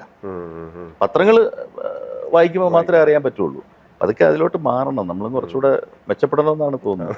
ഇല്ല, ഇപ്പോൾ ഈ ഹെൽത്ത് കെയറിൻ്റെ കാര്യം പറഞ്ഞപ്പോൾ നമ്മുടെ നാട്ടിലും 70% ഔട്ട് ഓഫ് പോക്കറ്റ് എക്സ്പെൻഡിച്ചർ ആണെന്ന് പറയുന്നത്. ഇന്ത്യയിൽ ഏറ്റവും കൂടുതലാണ്. അതെ, ഏറ്റവും കൂടുതൽ. അപ്പോൾ നമ്മുടെ സർക്കാർ സംവിധാനത്തിനകത്ത് ചികിത്സ പൂർണ്ണമായിട്ടും സൗജന്യമായിട്ട് ലഭ്യമായിരുന്നെങ്കിൽ ഒരിക്കലും 70% വരില്ലല്ലോ. അപ്പോൾ അതിനർത്ഥം ആശുപത്രിയും കെട്ടിടങ്ങളും ഒക്കെ ഉണ്ടെങ്കിലും ഒരുപക്ഷെ അവിടെ വേണ്ടത്ര ജീവനക്കാരുണ്ടാവില്ല, അല്ലെങ്കിൽ എക്യുപ്മെൻറ്റ്സ് ഉണ്ടാവില്ല, അല്ലെങ്കിൽ എക്യുപ്മെൻറ്റ്സ് മെയിൻറ്റെയിൻ ചെയ്യുന്നുണ്ടാവില്ല, എന്തായാലും ചികിത്സ നടക്കുന്നില്ല. അപ്പം ഈ സർക്കാർ ആശുപത്രികളിലേക്ക് മാത്രം ചികിത്സ പരിമിതപ്പെടുത്തുമ്പോൾ ഓഫ് ദ റെക്കോർഡ് ചിലവ്, ഇപ്പം ആശുപത്രിയിൽ പോയി പറയുമ്പോൾ ഫ്രീ ആയിട്ടാണ് സർജറി, പക്ഷേ എക്യുപ്മെന്റ്സ് ഒക്കെ നീ മേടിച്ചുകൊണ്ട് പോവാ എന്ന് ഒരു രോഗിയെടുത്ത് പറയുന്ന ഒരു അവസ്ഥ. ഹിഡൻ കോസ്റ്റ് ഉണ്ട്. ഹിഡൻ കോസ്റ്റ് അത് ഈയിടെ അത് മാത്രമല്ല, സേവനം കിട്ടാനായിട്ട് കാത്തു നിൽക്കുകയാണെന്നുണ്ടെങ്കിൽ അതിന് ടൈം കോസ്റ്റും ഉണ്ട്. വേതനം പോവും. ഒരുത്തൻ 2 ദിവസം വെയിറ്റ് ചെയ്താലേ ഒരു എക്സ്പെർട്ടിനെ കാണാൻ പറ്റുള്ളൂ എന്ന് പറഞ്ഞാൽ അയാൾക്ക് അപ്പം തന്നെ 2000 രൂപ പോയി.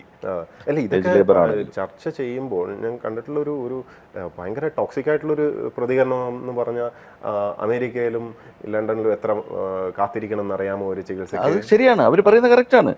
Those systems are not perfect. അവിടെ ഇപ്പം നമ്മുടെ ഐഡിയൽ അതായി മാറി. ഐഡിയ ഈസ് യു ഷുഡ് ഞാനീ പറയുന്ന പല സ്കാൻ. ഇപ്പം ഞാൻ ഇറ്റലിയിൽ ഞാൻ 1 കൊല്ലം താമസിച്ചാണ്. ഇറ്റാലിയൻ ഹെൽത്ത് സിസ്റ്റത്തിൽ എനിക്ക് അന്ന് പിന്നെ ഞാൻ അക്സസ് ചെയ്തുകൊണ്ടിരുന്നതാണ്.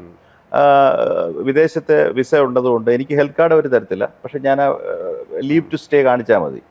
ഞാൻ അവിടുത്തെ ഒരു എക്സ്പീരിയൻസ് മാത്രം പറയാം, just to understand how Italy is not the best country in Europe. ഏതാണ്ടൊക്കെ ഇന്ത്യ പല കാര്യങ്ങളിലും വളരെ ഇൻഎഫിഷ്യൻറ്റുമാണ് ഇറ്റലി.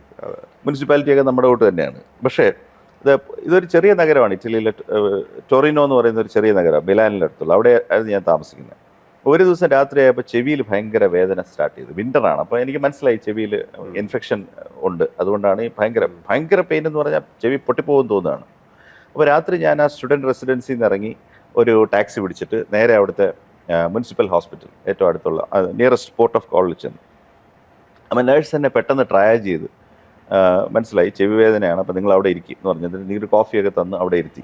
അപ്പോൾ എന്താണെന്ന് വെച്ചാൽ അപ്പോൾ ഒരു ENT സ്പെഷ്യലിസ്റ്റ് അവിടെ ഇല്ല. ഈ നൈറ്റ് ഡ്യൂട്ടിയിൽ പിന്നെ സർജൻസും എമർജൻസി റൂമിൽ ഹോസ്പിറ്റൽ കേസ് ആക്സിഡൻറ്റ് കേസസ് വരുന്നവരെ എടുക്കാനുള്ള സ്പെഷ്യലിസ്റ്റുകളേ ഉള്ളൂ. അപ്പോൾ അവരെന്നോട് പറഞ്ഞു, ബ്രോക്കൺ ഇംഗ്ലീഷിലാണ് പറയുന്നത്, I have called a doctor for you, you may please wait എന്ന് പറഞ്ഞു. ഒരു അരമണിക്കൂർ കഴിഞ്ഞപ്പോഴേക്കും ഒരു കാറിൽ ഒരു ഫിസിഷ്യൻ അവിടെ വന്നു. Is N ENT specialist. അങ്ങനെ അയാൾ എന്നെ പരിശോധിക്കുന്നു, എനിക്ക് ഒരു ഇഞ്ചക്ഷൻ തരുന്നു, വേദന കുറയുന്നു, മരുന്നെല്ലാം പ്രശ്നം. I became A very good ഒരു കോൺവെർസേഷണൽ ഫ്രണ്ട് ഓഫ് ഹിസ്. ഞാൻ മനസ്സിലാക്കിയ ചുരുക്കം എന്ന് പറയുന്നത് അയാൾ പ്രൈവറ്റ് പ്രാക്ടീസിലുള്ള ഒരു ഡോക്ടറാണ്. Is not in the health system. പക്ഷേ ആ നഗരത്തിലെ ഒരു സ്കീം എന്ന് പറയുന്നത്, അവിടുത്തെ മേയർ ചെയ്തിരിക്കുന്ന ഒരു അറേഞ്ച്മെൻ്റ് എന്ന് പറയുന്നത്, ഈ ഡോക്ടേഴ്സ് ഡയറക്ടറിയിൽ ഒരു അറേഞ്ച്മെൻ്റ് ഉണ്ട് അവർക്ക്, ഡോക്ടേഴ്സ് അസോസിയേഷനായിട്ട്. നൈറ്റ് ഡ്യൂട്ടിയിൽ അവൈലബിൾ ആയ എല്ലാ സ്പെഷ്യലിസ്റ്റുകളുടെയും ലിസ്റ്റ് അവർക്ക് വെബ്സൈറ്റിൽ കിട്ടും. അപ്പോൾ ഒരു ക്വറി നേഴ്സ് അടിച്ചു കഴിയുമ്പോഴേക്കും ആ അവറിൽ ഐ ആം അവൈലബിൾ എന്ന് കൈപൊക്കിയിരിക്കുന്ന എല്ലാ ENT സ്പെഷ്യലിസ്റ്റുകളുടെയും ഡ്യൂട്ടി അതിനകത്ത് ഇട്ടിട്ടുണ്ട്. അപ്പം അവിടെ ആസ്പത്രി വ്യത്യാസമില്ല in their service agreement. Hospital is only a site. Physician ആണല്ലോ നോക്കണ്ടേ.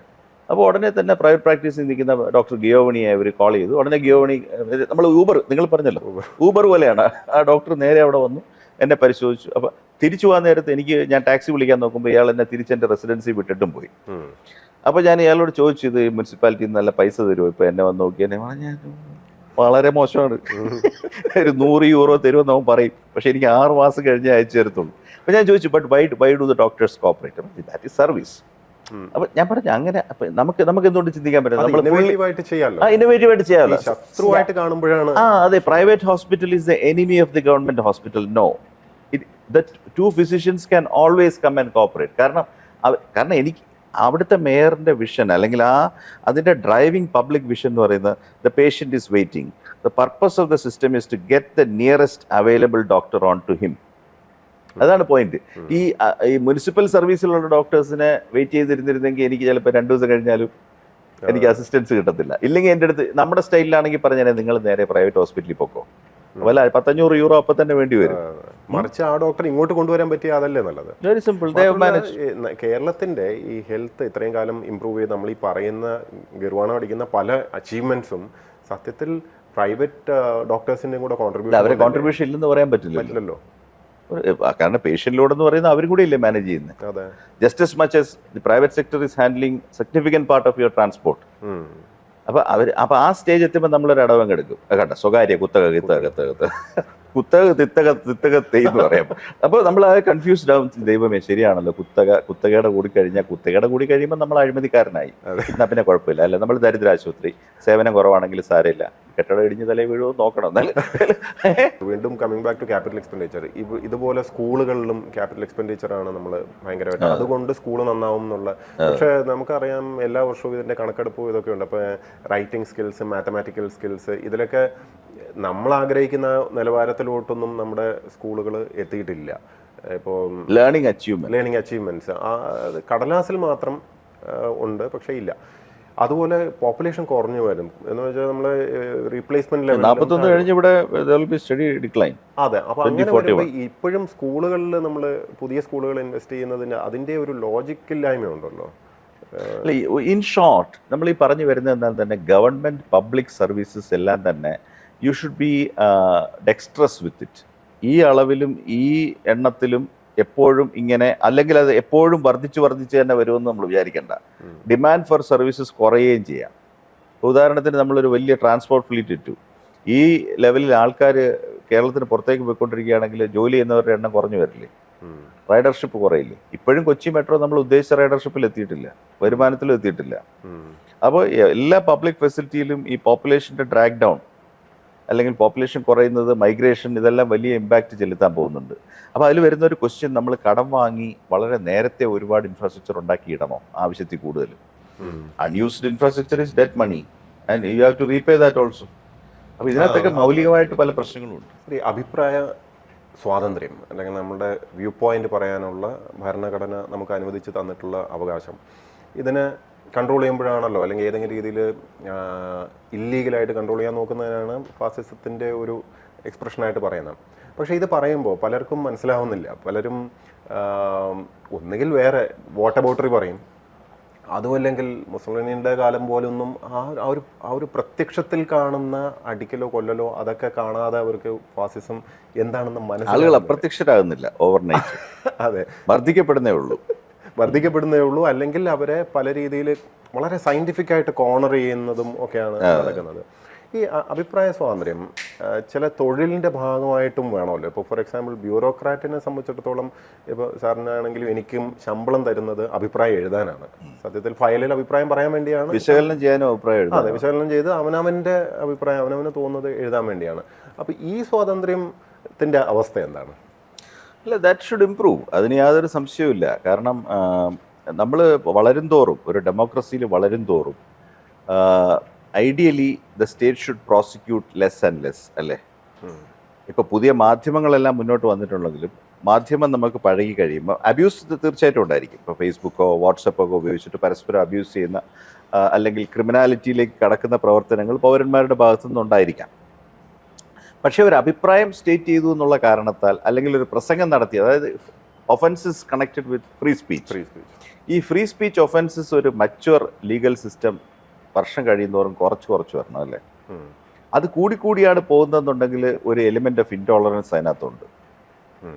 അത് മാത്രമല്ല, ഒരു സ്ട്രേ പരാമർശം വന്നു കഴിഞ്ഞാൽ ഉടനെ തന്നെ അതിനകത്ത് മറ്റേ 153 പഴയ IPC 153 വിവിധ വിഭാഗങ്ങൾ തമ്മിൽ സ്പർദ്ധ വളർത്താനായിട്ട് ഇൻസൈറ്റ്മെന്റ് ടു റൈറ്റ്.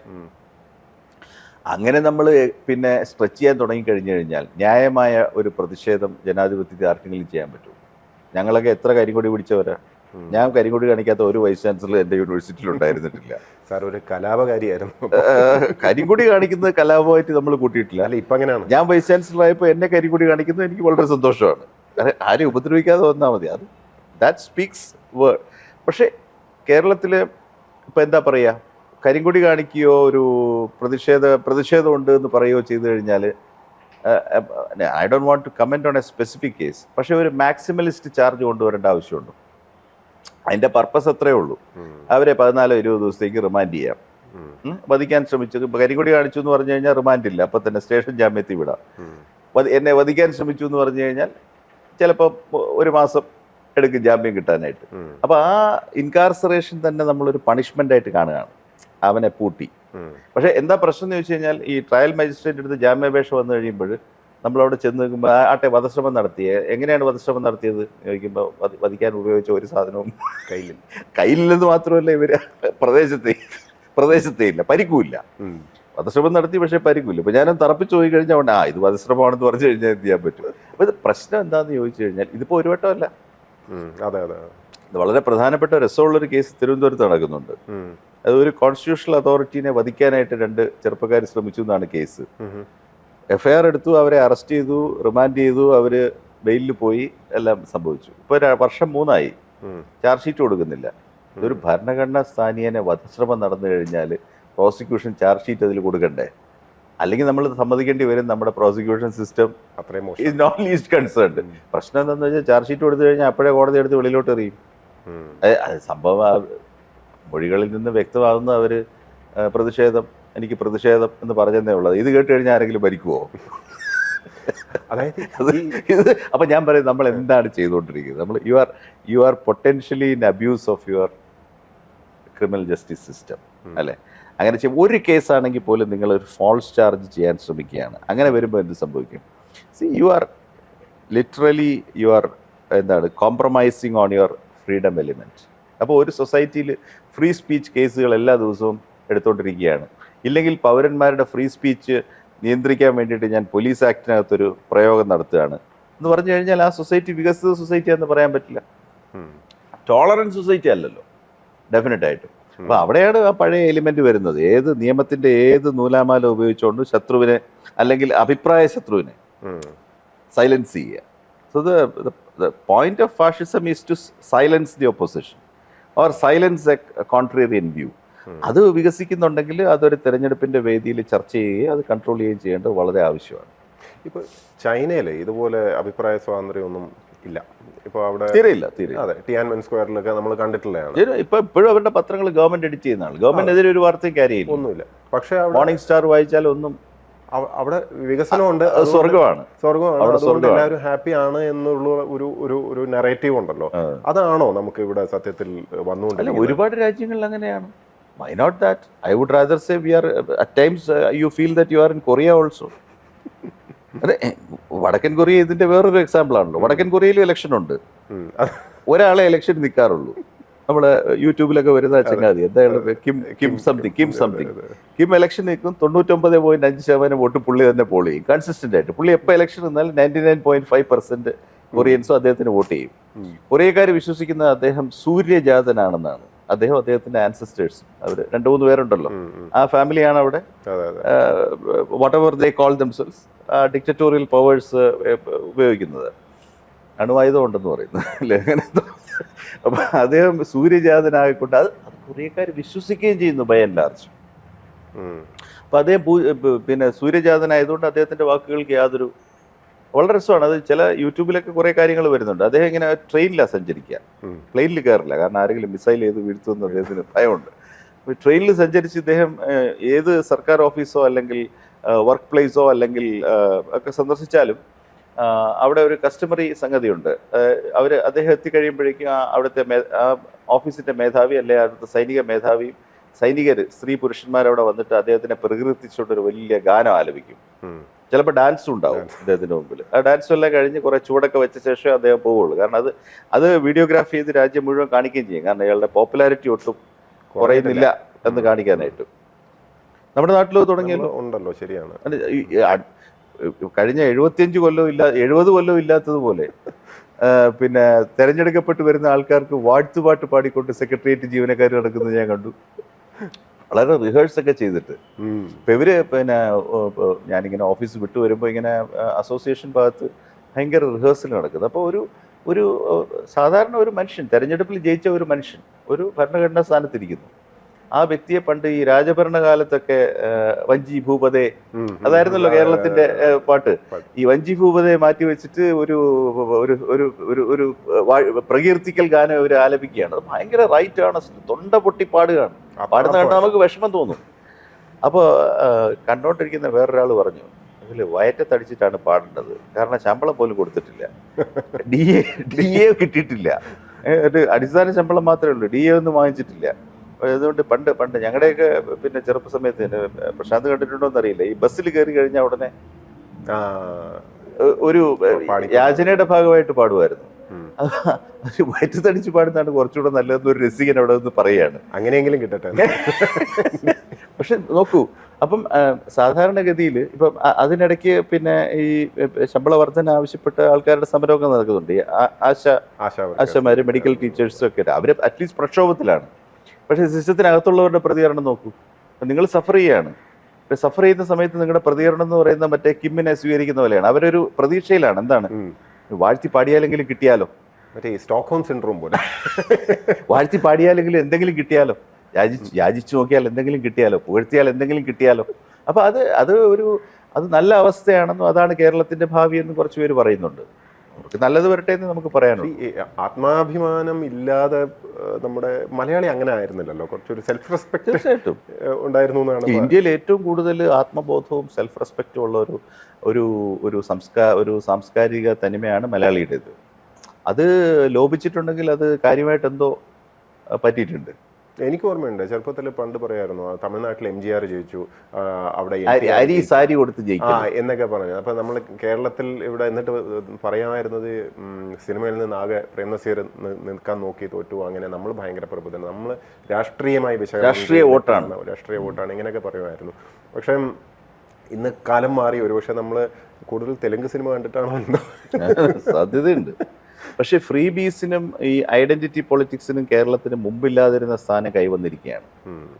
സംശയമില്ല. അത് ഒരു പബ്ലിക് സ്പേസിന്റെ ഒരു ചുരുങ്ങലാണത്. എപ്പോഴാ ഫ്രീ ബീസിന്റെ ഒരു സംഗതി എന്ന് പറഞ്ഞാൽ എന്താന്ന് വെച്ച് കഴിഞ്ഞാല് സർപ്ലസ് ഉള്ള ആർക്കും അത് ചെയ്യാം. അവിടെ സ്റ്റേറ്റ് ചെയ്യുന്നത്, ഇപ്പോൾ ഒരു പ്രദേശത്തെ ഒരു മുതലാളി, ഇപ്പോൾ ഒരു വലിയൊരു വിദേശത്തൊക്കെ പോയി പണം ഉണ്ടാക്കിയ ഒരു മുതലാളി ആ ഭാഗത്ത് എല്ലാ ദിവസവും അദ്ദേഹം ഭക്ഷണം കഴിക്കുമ്പോൾ ഒരു കഞ്ഞി വീഴ്ത്ത് നടത്തുന്നു, അല്ലെങ്കിൽ ഒരു സൗജന്യ ഭക്ഷണം കൊടുക്കുന്നു. അപ്പോൾ ദരിദ്രരെല്ലാം അവിടെ വന്നിട്ട് ഭക്ഷണം കഴിക്കുന്നു.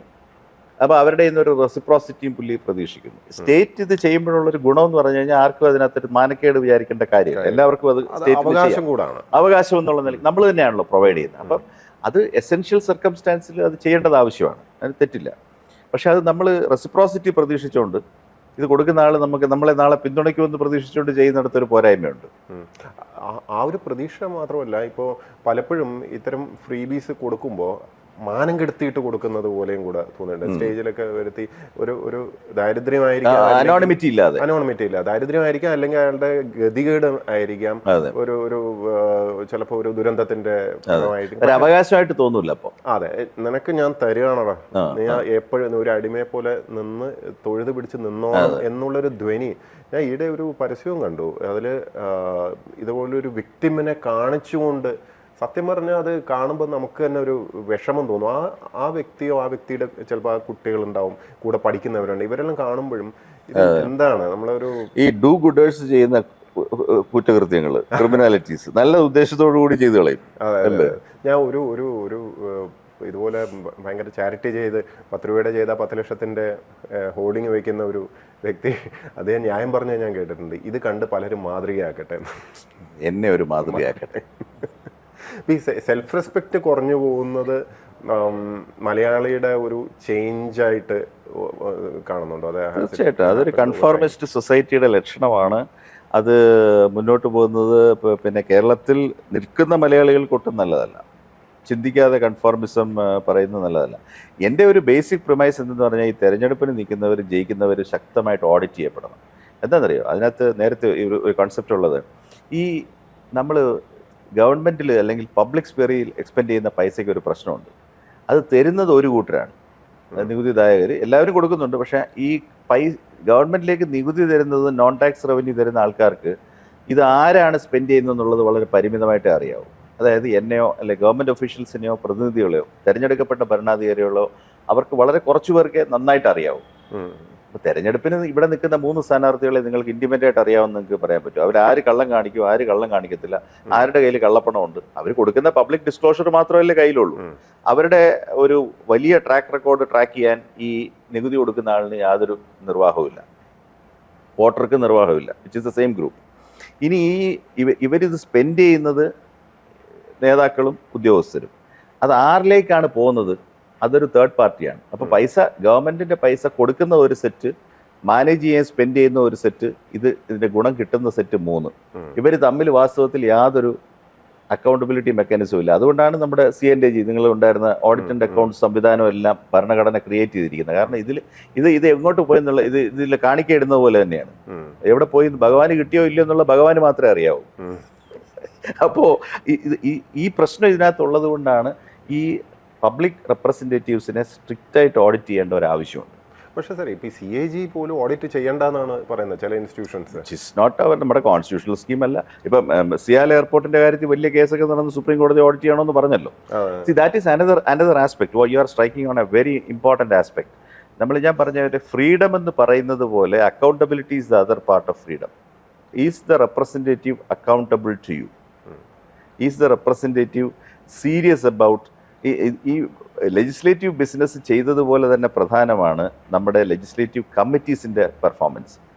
Public accounts committee on public sector units, ഇതെല്ലാം ഇവിടെ പ്രവർത്തിക്കുന്നുണ്ടല്ലോ. പ്രവർത്തിക്കുന്നുണ്ടോ എന്ന് ചോദിച്ചു കഴിഞ്ഞാൽ മീറ്റിംഗ് കൂടുന്നുണ്ട്, അജണ്ട വയ്ക്കുന്നുണ്ട്, തീരുമാനങ്ങൾ എടുക്കുന്നുണ്ട്, വകുപ്പുകൾ കൊടുക്കുന്നുണ്ട്, ഗവൺമെൻറ് അക്സെപ്റ്റ് ചെയ്യുന്നുണ്ട്, റിജക്റ്റ് ചെയ്യുന്നുണ്ട്.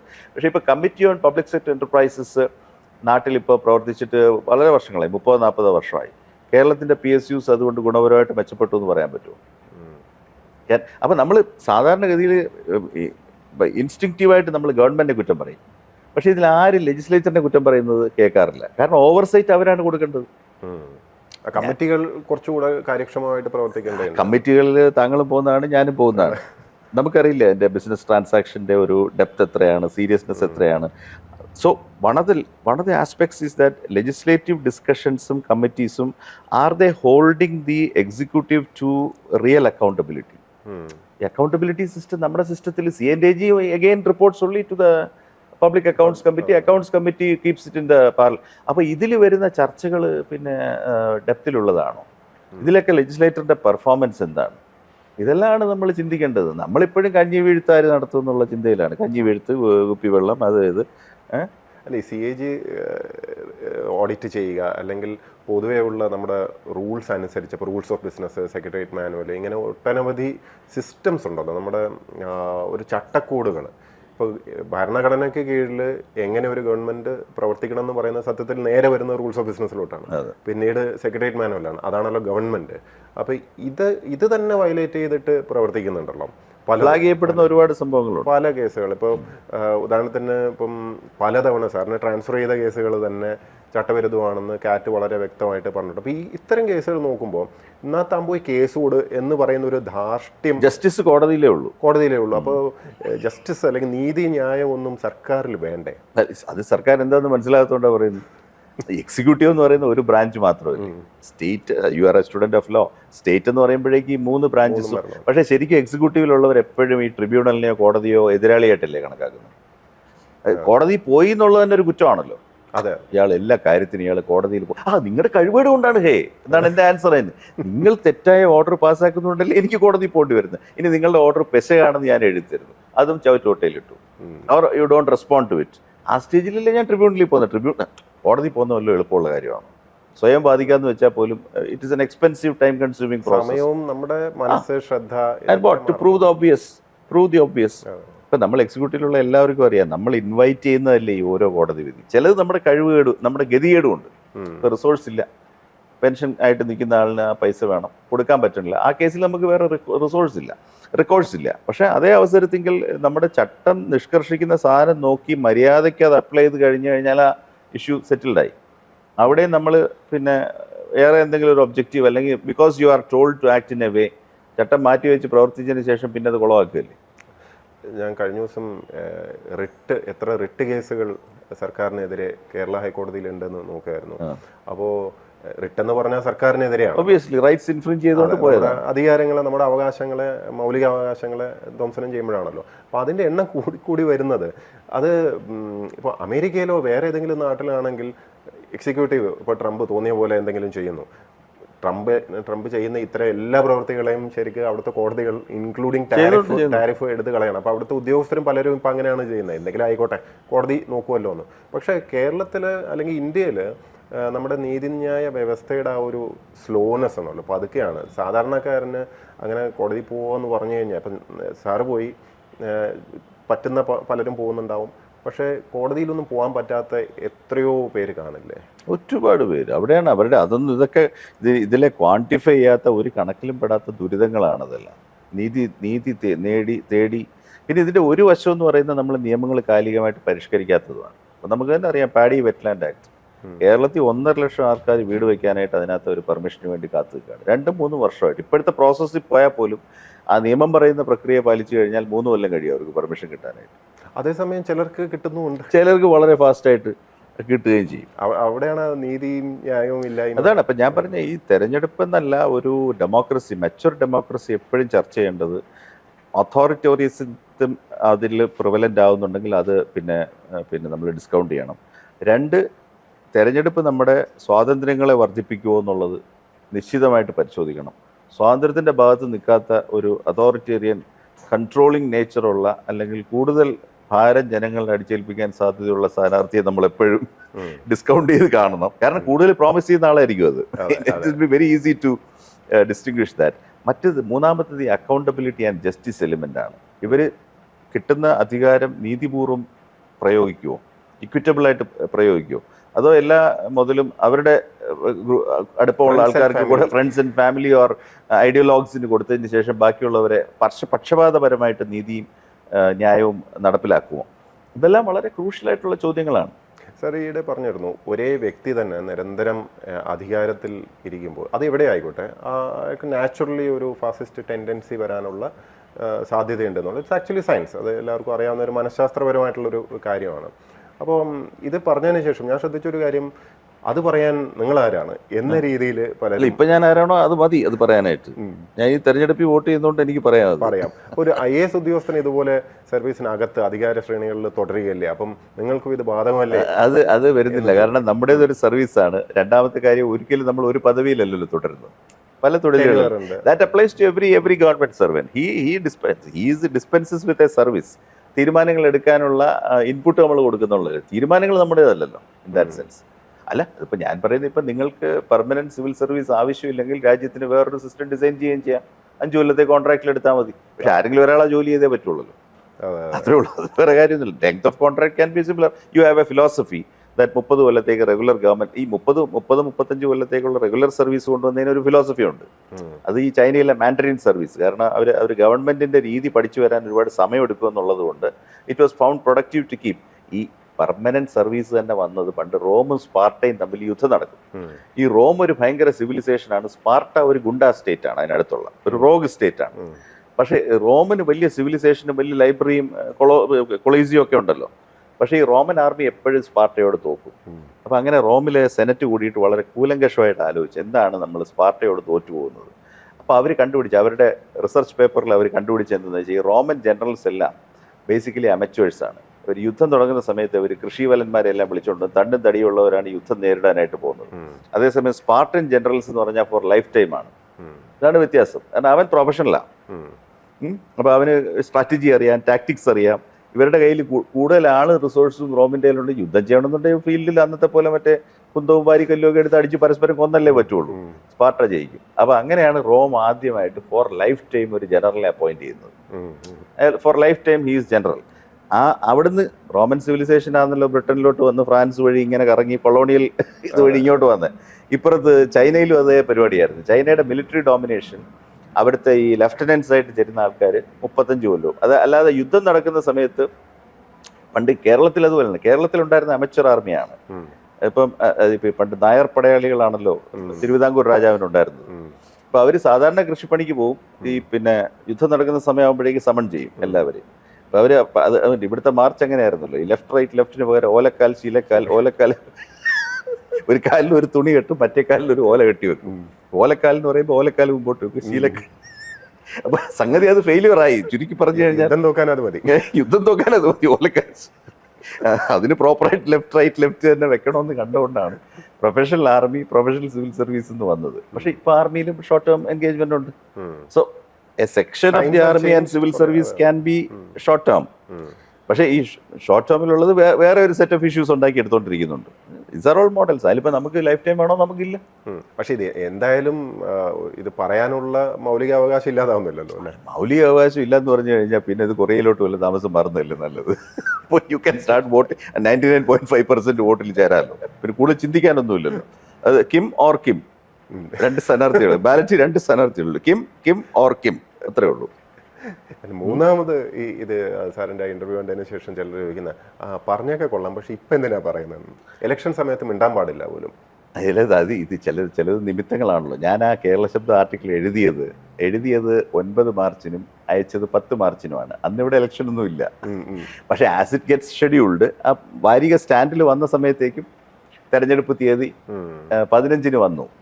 അപ്പൊ ആരോ വായിച്ച ആളിന് ഇതിലെന്തോ ഒരു പ്രാധാന്യം ഉണ്ടല്ലോ എന്ന് കണ്ടുകൊണ്ട് ആ വരി എടുത്ത് അടിവരയിട്ടുണ്ട്. ഞാൻ ആർക്കും എടുത്തു കൊടുത്തതല്ല, അവരാണ് അത് പിന്നെ ഇങ്ങനെ ഒരു ഉദ്യോഗസ്ഥൻ എഴുതിയിരിക്കുന്നത്, ഇങ്ങനെ ഭരണ നീളുന്നത് ഫാസിസ്റ്റ്. അതെന്റെ ലീവ്ഡ് എക്സ്പീരിയൻസാണ്, നമ്മുടെ നേരിട്ടുള്ള എക്സ്പീരിയൻസ് എന്നാണ് ഞാൻ പറഞ്ഞത്. അത് ഞാൻ മറ്റു ഇന്റർവ്യൂവിൽ പറഞ്ഞിട്ടുണ്ട്. അപ്പൊ അത് കണക്ട് ചെയ്ത് അവരെന്തോ എഴുതിയെന്നാണ് ഈ ഒരു ശ്രദ്ധയിലോട്ട് വന്നത്. ഞാൻ ശ്രദ്ധിക്കാൻ വേണ്ടി എഴുതിയതല്ല, സത്യസന്ധമായിട്ട് എഴുതിയതാണ്. അല്ല, അത് എനിക്ക് മനസ്സിലാവുന്നുണ്ട്. കാരണം ഫേസ്ബുക്കിൽ ഞാനും എഴുതിക്കൊണ്ടിരുന്ന കാര്യങ്ങൾ ഇപ്പോൾ 2 ദിവസമായിട്ട് സാറിന്റെ പോസ്റ്റ് ചെയ്തതിനൊക്കെ ശേഷം എനിക്ക് അവിടെ കടന്നലുകളുടെ ആക്രമണം കൂടിയിട്ടുണ്ട്. ഇപ്പൊ എഴുതുന്നോണ്ട് ആരെങ്കിലും ഇൻകൺവീനിയൻസ്ഡ് ആയെങ്കിൽ അവർ ഞാൻ ഈ പറയുന്ന എന്തെങ്കിലും പ്രശ്നങ്ങൾ അവരുടെ കയ്യിലുണ്ടോ, കയ്യിലിരിപ്പിലുണ്ടോ എന്നുള്ളതൊന്ന് പരിശോധിക്കുന്നത് നല്ലതായിരിക്കും. തീർച്ചയായിട്ടും. പക്ഷേ ഞാൻ ശ്രദ്ധിച്ചൊരു കാര്യം എന്ന് പറഞ്ഞാൽ ഇതിൽ ഒന്നിലും സാർ പറഞ്ഞ അതിൻ്റെ ആ ഒരു കണ്ടന്റിൽ ഒന്നും പറയാനില്ല.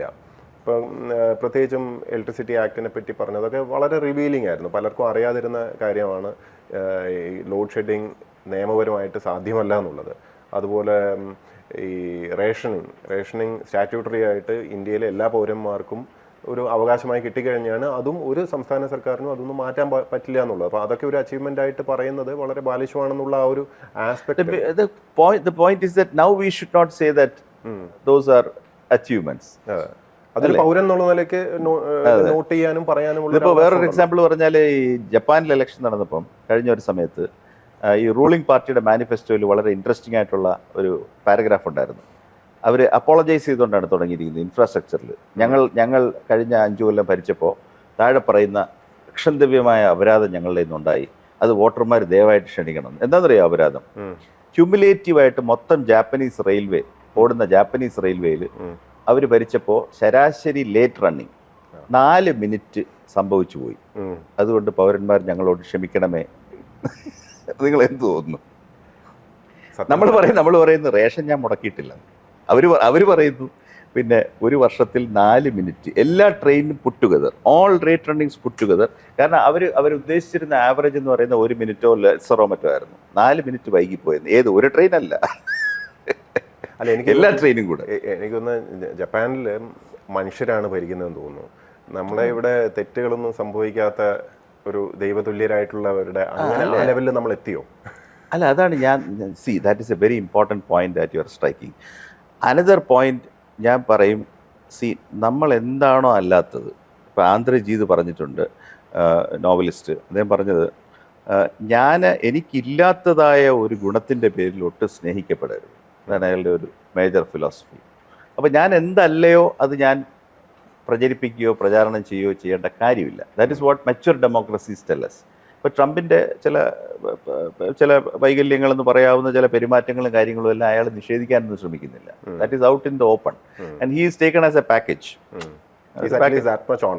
അത്രയും ഒരു ഓണസ്റ്റി ഉണ്ട്. കുഴപ്പമില്ല, എനിക്ക് ഇന്ന ദോഷങ്ങളൊക്കെ ഉണ്ട്, ദോഷമില്ലാത്ത ആരാ ഉള്ളത്. So whole point is that is all right. പക്ഷെ ഞാൻ ഈ പ്രൊജക്ഷൻ്റെ ഭാഗമായിട്ട് ഒന്നും ഞാൻ ചെയ്തിട്ടില്ലാത്ത കാര്യങ്ങളും കൂടെ ഞാൻ ചെയ്തിട്ടുണ്ട് എന്ന് പറയുക, ഞാൻ അല്ലാത്തതായിട്ട് ഞാൻ പ്രസൻറ്റ് ചെയ്യാൻ ശ്രമിക്കുക, അതൊരു വലിയ പ്രശ്നം ഉണ്ടാക്കും. ഇപ്പം നിങ്ങൾ വളരെ അരിശക്കാരനായ ഒരു വ്യക്തിയാണെന്ന് വെച്ചു, ഇൻ റിയാലിറ്റി മണിക്കൂർ തോറും അരിശപ്പെടും. മിസ്റ്റർ പ്ലാസിഡ് ആയിട്ട് നിങ്ങളെക്കുറിച്ച് ഞാനൊരു ഡോക്യുമെൻ്ററി ഉണ്ടാക്കി പ്രചരിപ്പിച്ചെന്നിരിക്കട്ടെ. അതിൻ്റെ രസം എന്ന് പറയുന്നത്, ഈ പ്രാഞ്ചിയേട്ടൻ സിനിമ കണ്ടിട്ടുണ്ടോ? അതിൽ ഇയാള് ഈ ആ കഥാപാത്രം, മമ്മൂട്ടിയുടെ കഥാപാത്രത്തിന് പത്മഭൂഷൺ കിട്ടാനായിട്ടൊരു നറേറ്റീവ് ബിൽഡ് ചെയ്യുന്ന ഇയാളെല്ലാവരും ദ്രോഹിക്കും. അപ്പൊ ചെറുപ്പത്തിൽ ഭിക്ഷാടകരോട് ഭയങ്കര കാരുണ്യം കാണിക്കും, ഭിക്ഷാടക കണ്ട ഉടനെ തല്ലി ഓടിക്കും. അപ്പൊ ഇങ്ങനെ നറേറ്റീവ് ഉണ്ടാക്കുന്ന ഒരു സീനുണ്ട്. അമ്മാതിരി ക്രൈസിസിൽ ചെന്നുപെടും. അപ്പോൾ നിങ്ങൾ മിസ്റ്റർ പ്ലാസിഡ് ആണ് എന്ന് ഞാൻ ഇൻട്രൊഡ്യൂസ് എല്ലാം ചെയ്ത് വളരെ കൺവിൻസിങ് ആയിട്ട് നിങ്ങളുടെ ഒരു ബയോപിക് ഞാൻ അവതരിപ്പിച്ച് ഇങ്ങനെ നിന്ന് കഴിയുമ്പോഴേക്കും ടെലിവിഷനിൽ ആ ബയോപിക് ഓടിക്കൊണ്ടിരിക്കുകയാണ്. ടെക്കെന്ന് സ്ക്രീൻ കട്ട് ചെയ്ത് നിങ്ങൾ കിടന്ന് ഷൗട്ട് ചെയ്യുകയും ബഹളം ഉണ്ടാക്കി കാണുന്നവരെല്ലാം തല്ലുന്ന ഈ സീൻ അതിന് തുടർന്ന് വന്നു കഴിഞ്ഞാൽ പിന്നെ ഇത് കണ്ടുകൊണ്ടിരിക്കുന്ന ആള് എന്ത് നിങ്ങളെ മാത്രമല്ല എന്നെയും കൂടെ സംശയിക്കും. അപ്പോൾ ഇതാണ് ഞാൻ പറഞ്ഞ ഹൈപ്പർ ബോളിലോട്ട് പോകേണ്ട ഒരാവശ്യമില്ല. Kerala is a very small society, everybody knows everybody.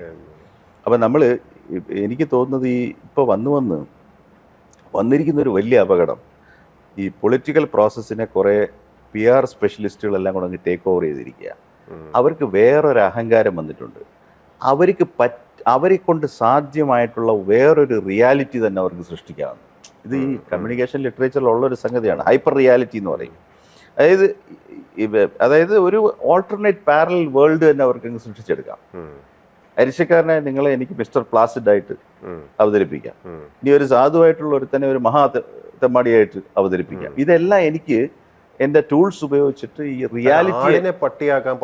റിയാലിറ്റിയെ എനിക്ക് മാറ്റിയെടുക്കാമെന്നുള്ള ഒരു അഹന്ത അറ്റ്ലീസ്റ്റ് PR പ്രൊഫഷണലുകൾക്ക് വന്നിട്ടുണ്ട്. And there is domination of the public space. Newspaper ആയാലും TV ആയാലും സോഷ്യൽ മീഡിയ ആയാലും എല്ലായിടത്തും എനിക്ക് ഈ ടെൻറ്റക്കിൾസ് സ്പ്രെഡ് ചെയ്യാന്നുള്ളത്. One of the better things in the run up to this elections is that as luck would have it വോട്ടേഴ്സിന് അതിൽ വലിയൊരു പിന്നെ വിശ്വാസം ഉണ്ടാവേണ്ട സാഹചര്യങ്ങളില്ലാതെ വന്നു. They could see through that. കാരണം ഇത് ഓരോന്നും സെൽഫ് കോൺട്രഡിക്ടറി ആയിട്ട് ഇപ്പം നമ്മൾ ഇല്ലാത്ത ഒരു സാധനം ക്ലെയിം ചെയ്യുമ്പോൾ ആരെങ്കിലും അങ്ങനെയല്ലല്ലോ എന്ന് പറയാനുണ്ടായി. നോട്ട് നെസറലി മീ, പക്ഷെ in general the plurality of media അതിന് ആരെങ്കിലും ഉടനെ വന്ന് പറഞ്ഞു അങ്ങനെയല്ലല്ലോ, ഇതിന് മുമ്പും 16 മുമ്പും കേരളം ഉണ്ടായിരുന്നല്ലോ, 16 മുമ്പ് നമുക്ക് ഓർമ്മയുണ്ടാകും, ഇന്ന കാര്യങ്ങൾ നടന്നായിരുന്നല്ലോ. അപ്പം ഈ എല്ലാ ക്ലെവർ പൊളിറ്റീഷ്യനും ഈ മെമ്മറിക്കെതിരെയുള്ളൊരു അടവാണ് പയറ്റുന്നത്. പക്ഷെ ആൾക്കാർ മെമ്മറിയിൽ അവർ ഓർത്തെടുത്ത് പറഞ്ഞു ആ പറഞ്ഞത് ശരിയല്ല, മറ്റേ പറഞ്ഞത് ശരിയാണ്, ഈ നേട്ടങ്ങൾ ശരിയാണ്, മറ്റത് പറഞ്ഞത് ശരിയല്ല എന്ന് മെമ്മറിയുടെ ഒരു റിവൈവൽ ഉണ്ടായിട്ടുണ്ട്. ആ നോട്ട് ചെയ്തിട്ട് തിരിച്ച് പറയുന്നവരെ സൈലൻസ് ചെയ്യാൻ ഒരു ശ്രമം അതെപ്പോഴും ഉണ്ട്. അത് നീ ആരോടാ ചോദിക്കാനല്ലേ? അതിപ്പോ എന്നോട് ചോദിച്ചില്ലെങ്കിൽ ഉടനെ എന്നിലെ ഫാഷിസ്റ്റ് തലപൊക്കും, മുസ്സോളിനിയുടെ പ്രേതം കയറും, എന്നിട്ട് ഞാൻ അവിടെ കിടന്ന് പിന്നെ അഗ്രസീവ് ആവും. അതൊക്കെ ജനം ഒരു സീരിയസ് ആയിട്ടൊന്നും എടുക്കുകയില്ല. സാർ ഈ വ്യക്തിപരമായിട്ടുള്ള അറ്റാക്ക് എങ്ങനെ കാണുന്നു? കാരണം സാറിൻ്റെ ഈ പറയുന്ന ഒരു പോയിന്റിനും കൗണ്ടർ പോയിന്റ് പറയാൻ ആരും തെറിവിളിയും വ്യക്തിപരമായിട്ട് അല്ലെങ്കിൽ സാറിന് ചാപ്പ കുത്തി ഇന്നതാണ് സാറിന് ഇന്നാണ്. പിന്നെ ഏറ്റവും എളുപ്പം ഇതാണ് മറ്റൊരാളാണ് പറയാനാണ്. അതാണ് I also gone through that. പക്ഷേ ഹൗ ഡു യു ഹാൻഡിൽ? എനിക്കൊരു വലിയ ഗുണമുണ്ട്. ഞാൻ ഫേസ്ബുക്കിലും ഇല്ല, യൂട്യൂബ് കാണുമെന്നുള്ളതല്ലാതെ, അല്ലെങ്കിൽ ഇപ്പം അതിലൊരു വീഡിയോ പ്രസന്റ് ചെയ്ത് കഴിഞ്ഞാൽ അതിൽ വരുന്ന കമന്റുകൾ ആദ്യത്തെ എന്തെങ്കിലും കുറച്ച് ശ്രദ്ധയപ്പെട്ടെങ്കിലല്ലാതെ അതിനകത്ത് ടൈം ഇൻവെസ്റ്റ് ചെയ്യുന്ന ഒരാളല്ല. വീഡിയോസ് കാണാനായിട്ട് I don't post in Facebook or നമ്മുടെ തന്നെ ഓഫീസർമാരുടെ ഗ്രൂപ്പുകളിൽ അല്ലെങ്കിൽ ഒരു കമ്മ്യൂണിക്കേഷൻ നടത്താനായിട്ട് വാട്സാപ്പിൽ എഴുതുന്നതല്ലാതെ ഞാൻ എഴുതുന്നതൊക്കെ എഡിറ്റഡ് മീഡിയയിൽ തന്നെയാണ് എഴുതാറ്. ഒരു എഡിറ്റർ നോക്കിയിട്ട് പബ്ലിഷ് ചെയ്യുന്ന സംഗതി എഴുതാറുള്ളൂ. അതുകൊണ്ട് ഒരു ഇൻസ്റ്റന്റേനിയസ് റൈറ്റിങ്ങിന്റെ ഒരു പരിപാടി എനിക്കില്ല. അതുകൊണ്ട് തന്നെ ആരെങ്കിലും കൊണ്ടുവന്ന് സാറിനെ പറ്റി ഇങ്ങനെ മോശം എഴുതിയിരിക്കുന്നു പറഞ്ഞാൽ ഒരു മോശം ആളിനെ പരിചയപ്പെടാൻ സമയം. അത് പണ്ട് ഒരു നമ്മുടെ സർവീസിലൊരു കഥയുണ്ടല്ലോ. ഒരു നല്ല മിടുക്കനായ ഒരു തഹസിൽദാരുടെ ഉണ്ടായിരുന്നു UP-യിലോ മറ്റോ. അപ്പം അയാളുടെ സേവന രേഖ എടുത്തു നോക്കിയപ്പോൾ പോയ കളക്ടർമാർ കുറേ പേര് പിന്നെ ഭയങ്കരമായി പ്രൈസ് ചെയ്തിരിക്കുന്നു, വേറെ കുറേ പേര് ഭയങ്കരമായിട്ട് ഡിപ്രീഷിയേറ്റ് ചെയ്തിരിക്കുന്നു. ഇയാൾക്ക് ഒരു ഇടനില റിപ്പോർട്ടൊന്നുമില്ല, ഒന്നുകിൽ അത്യുത്തമം അല്ലെങ്കിൽ തീരെ മോശം അല്ലെങ്കിൽ കളരിക്കും. അപ്പോൾ ഈ പുതിയ കളക്ടർ അയാളെ വിളിച്ചിട്ട് ചോദിച്ചു, എന്താ ബാബുറാം എന്താണ് നിങ്ങളുടെ CR ഇങ്ങനെ ഇരിക്കുന്നത്, കോൺഫിഡൻഷ്യൽ റിപ്പോർട്ടിങ്? പുള്ളി കൂളായിട്ട് പറഞ്ഞു, സാർ അച്ഛേ ലോകായെ അച്ഛലിക്ക ചലേഗെ, ബുരേ ലോകായെ ബുരേലിക്ക ചലേഗെ, അത്രേ ഉള്ളൂ എന്ന് പറഞ്ഞതാണ്. ഓക്കെ. അപ്പം ഭാവിയിലേക്ക് കേരളത്തിൻ്റെ ഈ പറഞ്ഞ ഇലക്ഷനോടെ തീരുന്നില്ലല്ലോ. ഇതൊരു എന്താ പറയുക, വലിയ ഒരു സമയത്തിൻ്റെ ഓട്ടത്തിനിടയിലുള്ളൊരു ചെറിയ സംഭവം മാത്രമാണ്. ഭരണവും ഇതും എല്ലാം തന്നെ അത്രയേ ഉള്ളൂ. പക്ഷേ ഇതിനെ വളരെ സീരിയസ് ആയി കാണുന്ന കുറേ ആൾക്കാരുണ്ട്. സീരിയസ് എന്ന് പറഞ്ഞാൽ സീരിയസ് ആണ്, പക്ഷേ ബിയോണ്ട് റിക്വയർഡ് ഒരു ലെവലിലേക്ക് പേഴ്സണലായിട്ട് എടുത്തും വളരെ എന്താ പറയുക വളരെയധികം ഇൻവെസ്റ്റഡ് ആയിട്ട് ഇമോഷണലി ഒക്കെ ഇൻവെസ്റ്റഡ് ആയിട്ട്. ഒരു പോയിന്റ് കൂടെ ഞാനിവിടെ പറഞ്ഞോട്ടെ. ഇതിൽ ഡിസപ്പിയർ ചെയ്ത് പോയിരിക്കുന്ന ഒരു element of our important thing is എനിക്ക് തുടർച്ചയായി ഭരിക്കണം. ഇപ്പം ഞാനൊരു ലെജിസ്ലേറ്റർ ചിന്തിക്കുകയാണെന്ന് വെച്ചു, ഭരണമില്ലെങ്കിൽ എനിക്ക് ഭരണത്തിൽ ഒന്നും ചെയ്യാനില്ല. അത് ശരിയാണോ?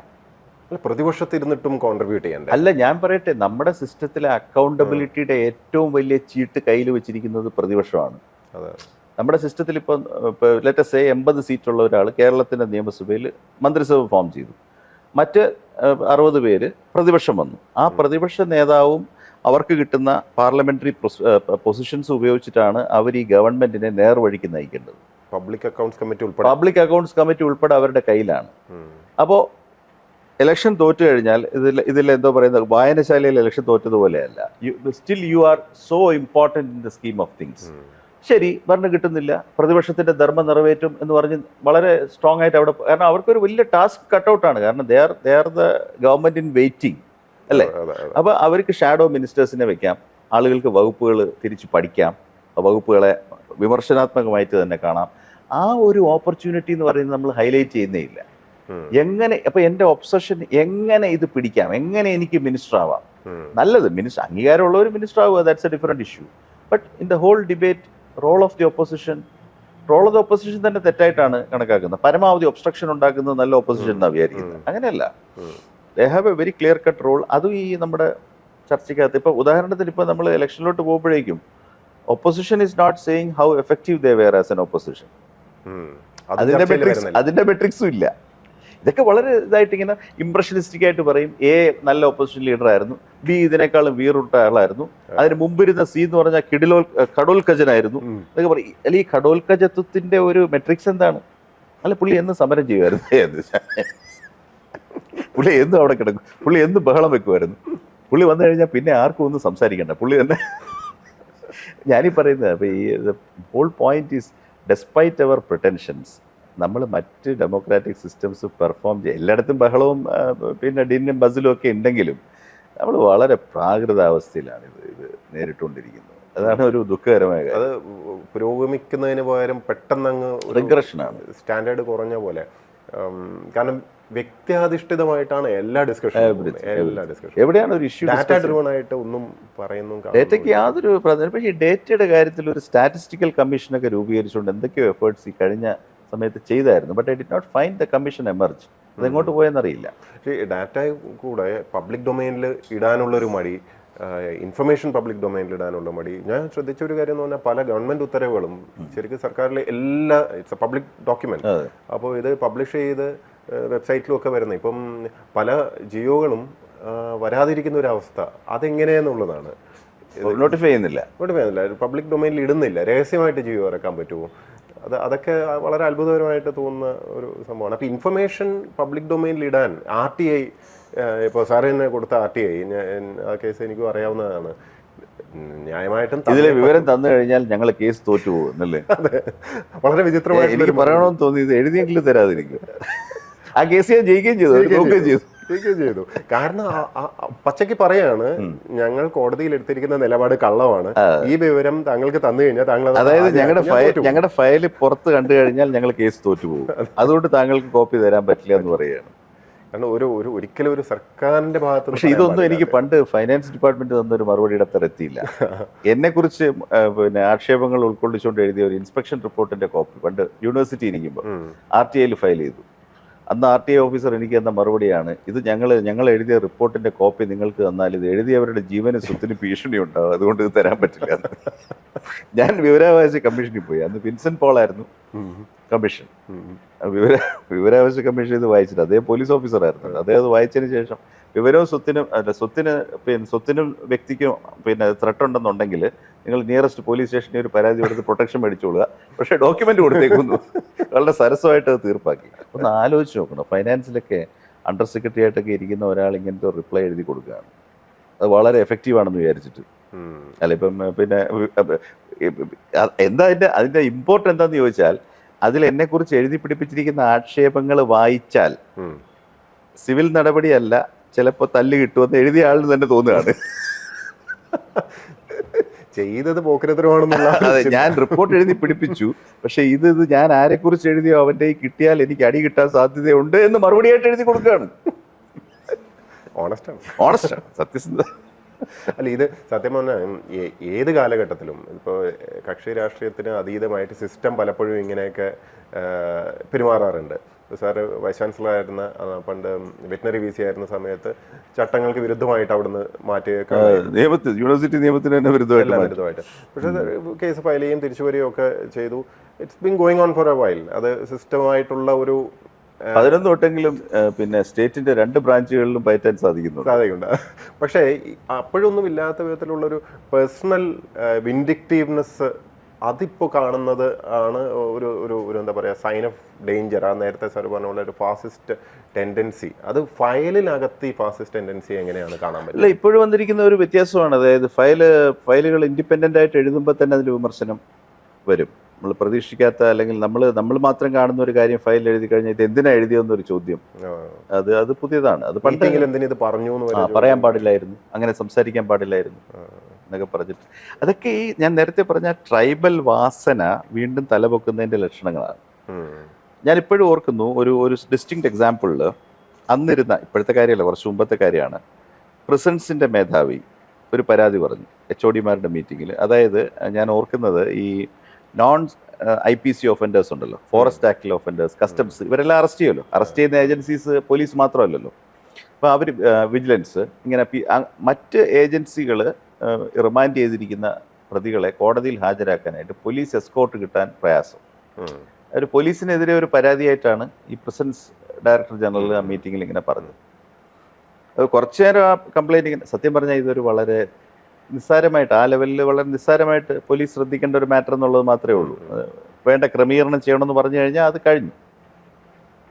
ഈ പരാതി പറഞ്ഞ് ഇഷ്ടപ്പെട്ടില്ല, അത് ചെയർ ചെയ്തുകൊണ്ട് ഉടനെ ഒരു താക്കീതും കൊടുത്തു. ജയിലിലോട്ട് പോകുന്നതിന് മുമ്പ് നിങ്ങൾ ഏത് വകുപ്പിലായിരുന്നു? പോലീസ് ഓഫീസറാണല്ലോ, മറക്കരുത്. ഓഹോ, അത് മറക്കരുത്. അതുകൊണ്ട് മിണ്ടരുത്. ഇത് ഈ നമ്മൾ നേരത്തെ പറഞ്ഞ മാതിരി ഇതില്ല കുലങ്ങളോ ഗോത്രങ്ങളോ ഒന്നും അല്ലല്ലോ, നമ്മൾ പ്രൊഫഷണൽസ് അല്ലേ. നമ്മളൊരു വകുപ്പിൽ വെച്ചിരിക്കുമ്പോൾ നമ്മൾ ആ വകുപ്പിലെ കാര്യം പറയും, അല്ലേ? അപ്പൊ ഇതാണ് വേറെ ചില സർക്കാർ മൗലികന്മാരുടെ ഒരു പ്രശ്നം. അതാണ്, സർക്കാരിന് ഒരു കുറ്റം ഉണ്ടെന്ന് എങ്ങനെ താങ്കൾക്ക് പറയാൻ പറ്റും? ഞാൻ പറയാം, എന്നെ പ്രസവിച്ച ഇവിടെയല്ല, സെക്രട്ടേറിയറ്റിലല്ല എന്നെ പ്രസവിച്ചത്, ആശുപത്രിയില്ല. അതിനുശേഷം ഒരു പ്രോസസ്സ് വഴി ഇവിടെ വന്നെന്നുള്ളതേ ഉള്ളൂ. ഈ ജോലി അവസാനിപ്പിക്കുന്ന ദിവസം ഞാൻ വീട്ടിലോട്ടാ പോകുന്നത്. അപ്പൊ പൗരനായിട്ടുള്ള നമ്മുടെ അവകാശം സാക്രിഫൈസ് ചെയ്തേച്ച് ഓഫീസറായിട്ട് എല്ലാ കാലവും ഇരിക്കുക, മരണം വരെ ഓഫീസർമാരായിട്ട് ഇരിക്കുന്നവരുണ്ട് കേട്ടോ. നമുക്കതിന് പരിപാടിയില്ല. ഈ പറഞ്ഞ കൂട്ട് ആ അടിമ സ്വഭാവം പൂർണ്ണമായിട്ട് ഉൾക്കൊള്ളണം. 100%. നമുക്കതിന് പരിപാടിയൊന്നുമില്ല. നേരത്തെ വീട്ടിൽ പോകണം എന്നുള്ളതാണ് താല്പര്യം. അപ്പൊ അതുകൊണ്ട് അങ്ങനെ യാതൊരു പ്രശ്നവുമില്ല. ഓക്കെ, പക്ഷേ ഇങ്ങനെയൊക്കെയാണെങ്കിലും സാർ ഒരു ശുഭാപ്തി വിശ്വാസക്കാരനാണെന്ന് വിശ്വസിക്കുന്നു. കേരളത്തിന് എങ്ങനെ കേരളം പെട്ടുകൊണ്ടിരിക്കുന്ന അപകടങ്ങളെ കുറിച്ച് നമ്മൾ പറഞ്ഞു. പക്ഷെ എനിക്ക് കേരളത്തിലെ ജനങ്ങളുടെ ജീനിയസിലും അവരുടെ കാര്യങ്ങൾ ഗ്രഹിക്കാനുള്ള അവരുടെ കേപ്പബിലിറ്റിയിലും ഒരു അവിശ്വാസവും ഇല്ല. They are in A trough. ഇപ്പൊ തൽക്കാലം ഒരു ട്രഫിലാണെങ്കിലും അവർ ഉയർന്നു വരുമെന്നുള്ളത് തന്നെയാണ്. വളരെ ടാലന്റഡ് ആയിട്ടുള്ള ഒരു ജനതയല്ലേ. മാത്രമല്ല, ഇവിടെ നമ്മൾ ഹിസ്റ്റോറിക്കലായിട്ട് നോക്കിക്കഴിഞ്ഞാൽ തന്നെ നമ്മൾ ഈ അതോറിറ്റിയെ അനുസരിച്ചും അടിമകളായിട്ടും വന്ന ഒരു ജനതയല്ലല്ലോ. ഇപ്പം ഏത് റീജിയൻ എടുത്തു കഴിഞ്ഞാലും, മലബാർ എടുത്തു കഴിഞ്ഞാലും, തിരുക്കൊച്ചി എടുത്തു കഴിഞ്ഞാലും, അന്നത്തെ കാലത്തെ എക്സസീവ് പവറിനെ നിയന്ത്രിച്ചുകൊണ്ടാണല്ലോ ഇവിടെ ജനാധിപത്യത്തിലോട്ട് നമ്മൾ വന്നേക്കുന്നത്. അപ്പം അതൊരു സൈക്ലിക്കലായിട്ടുള്ള മാറ്റമാണ്. ഈ പറഞ്ഞ ക്ഷുത്തുക്കളും പ്രശ്നങ്ങളും എല്ലാം തന്നെ മലയാളികൾ ധൈര്യമായിട്ട് അഡ്രസ്സ് ചെയ്ത് അവർക്ക് വേണ്ടതായിട്ടുള്ള ഒരു ഭൂമിക ഉണ്ടാക്കിയെടുക്കുമെന്നാണ് ഞാൻ വിചാരിക്കുന്നത്. And I believe we are all going to be part of that process. അപ്പോൾ ഈ ഡിപ്പുകളൊക്കെ ആസ് ടൈം ഗോസ് അത് മാറ്റിയെടുക്കാനുള്ളൊരു സ്കീം, ഒരു മെക്കാനിസം കേരളം സ്വയം എമർജ് ചെയ്യും. അത് പെർഫെക്റ്റ് ഒന്നും ആയിരിക്കത്തില്ല, അതിനുള്ള സ്കിൽ സെറ്റൊക്കെ നാട്ടിൽ അവശേഷിച്ചിട്ടുള്ളൂ. എന്തെങ്കിലും സ്കോപ്പും കാര്യമുള്ളവൻ അപ്പം തന്നെ ചാടി അതിർത്തി വിടുന്ന ഒരു സീനിലാണ് എത്തി നിൽക്കുന്നത്. അപ്പോൾ ഉള്ളത് കൊണ്ട് നമ്മൾ ഫൈറ്റ് ചെയ്ത് മുന്നോട്ട് വരാതെ വേറെ പ്രശ്നമൊന്നുമില്ല. അങ്ങനെ വരട്ടെ എന്നും ഈ നാട് വിട്ടു പോകുന്നവരൊക്കെ അവർക്ക് തിരിച്ചു വന്ന് ഇവിടെ സന്തോഷമായിട്ട് ജീവിക്കാനുള്ള ഒരു സാഹചര്യമൊക്കെ ഉണ്ടാവുമെന്ന് സാർ വിശ്വസിക്കുന്നു.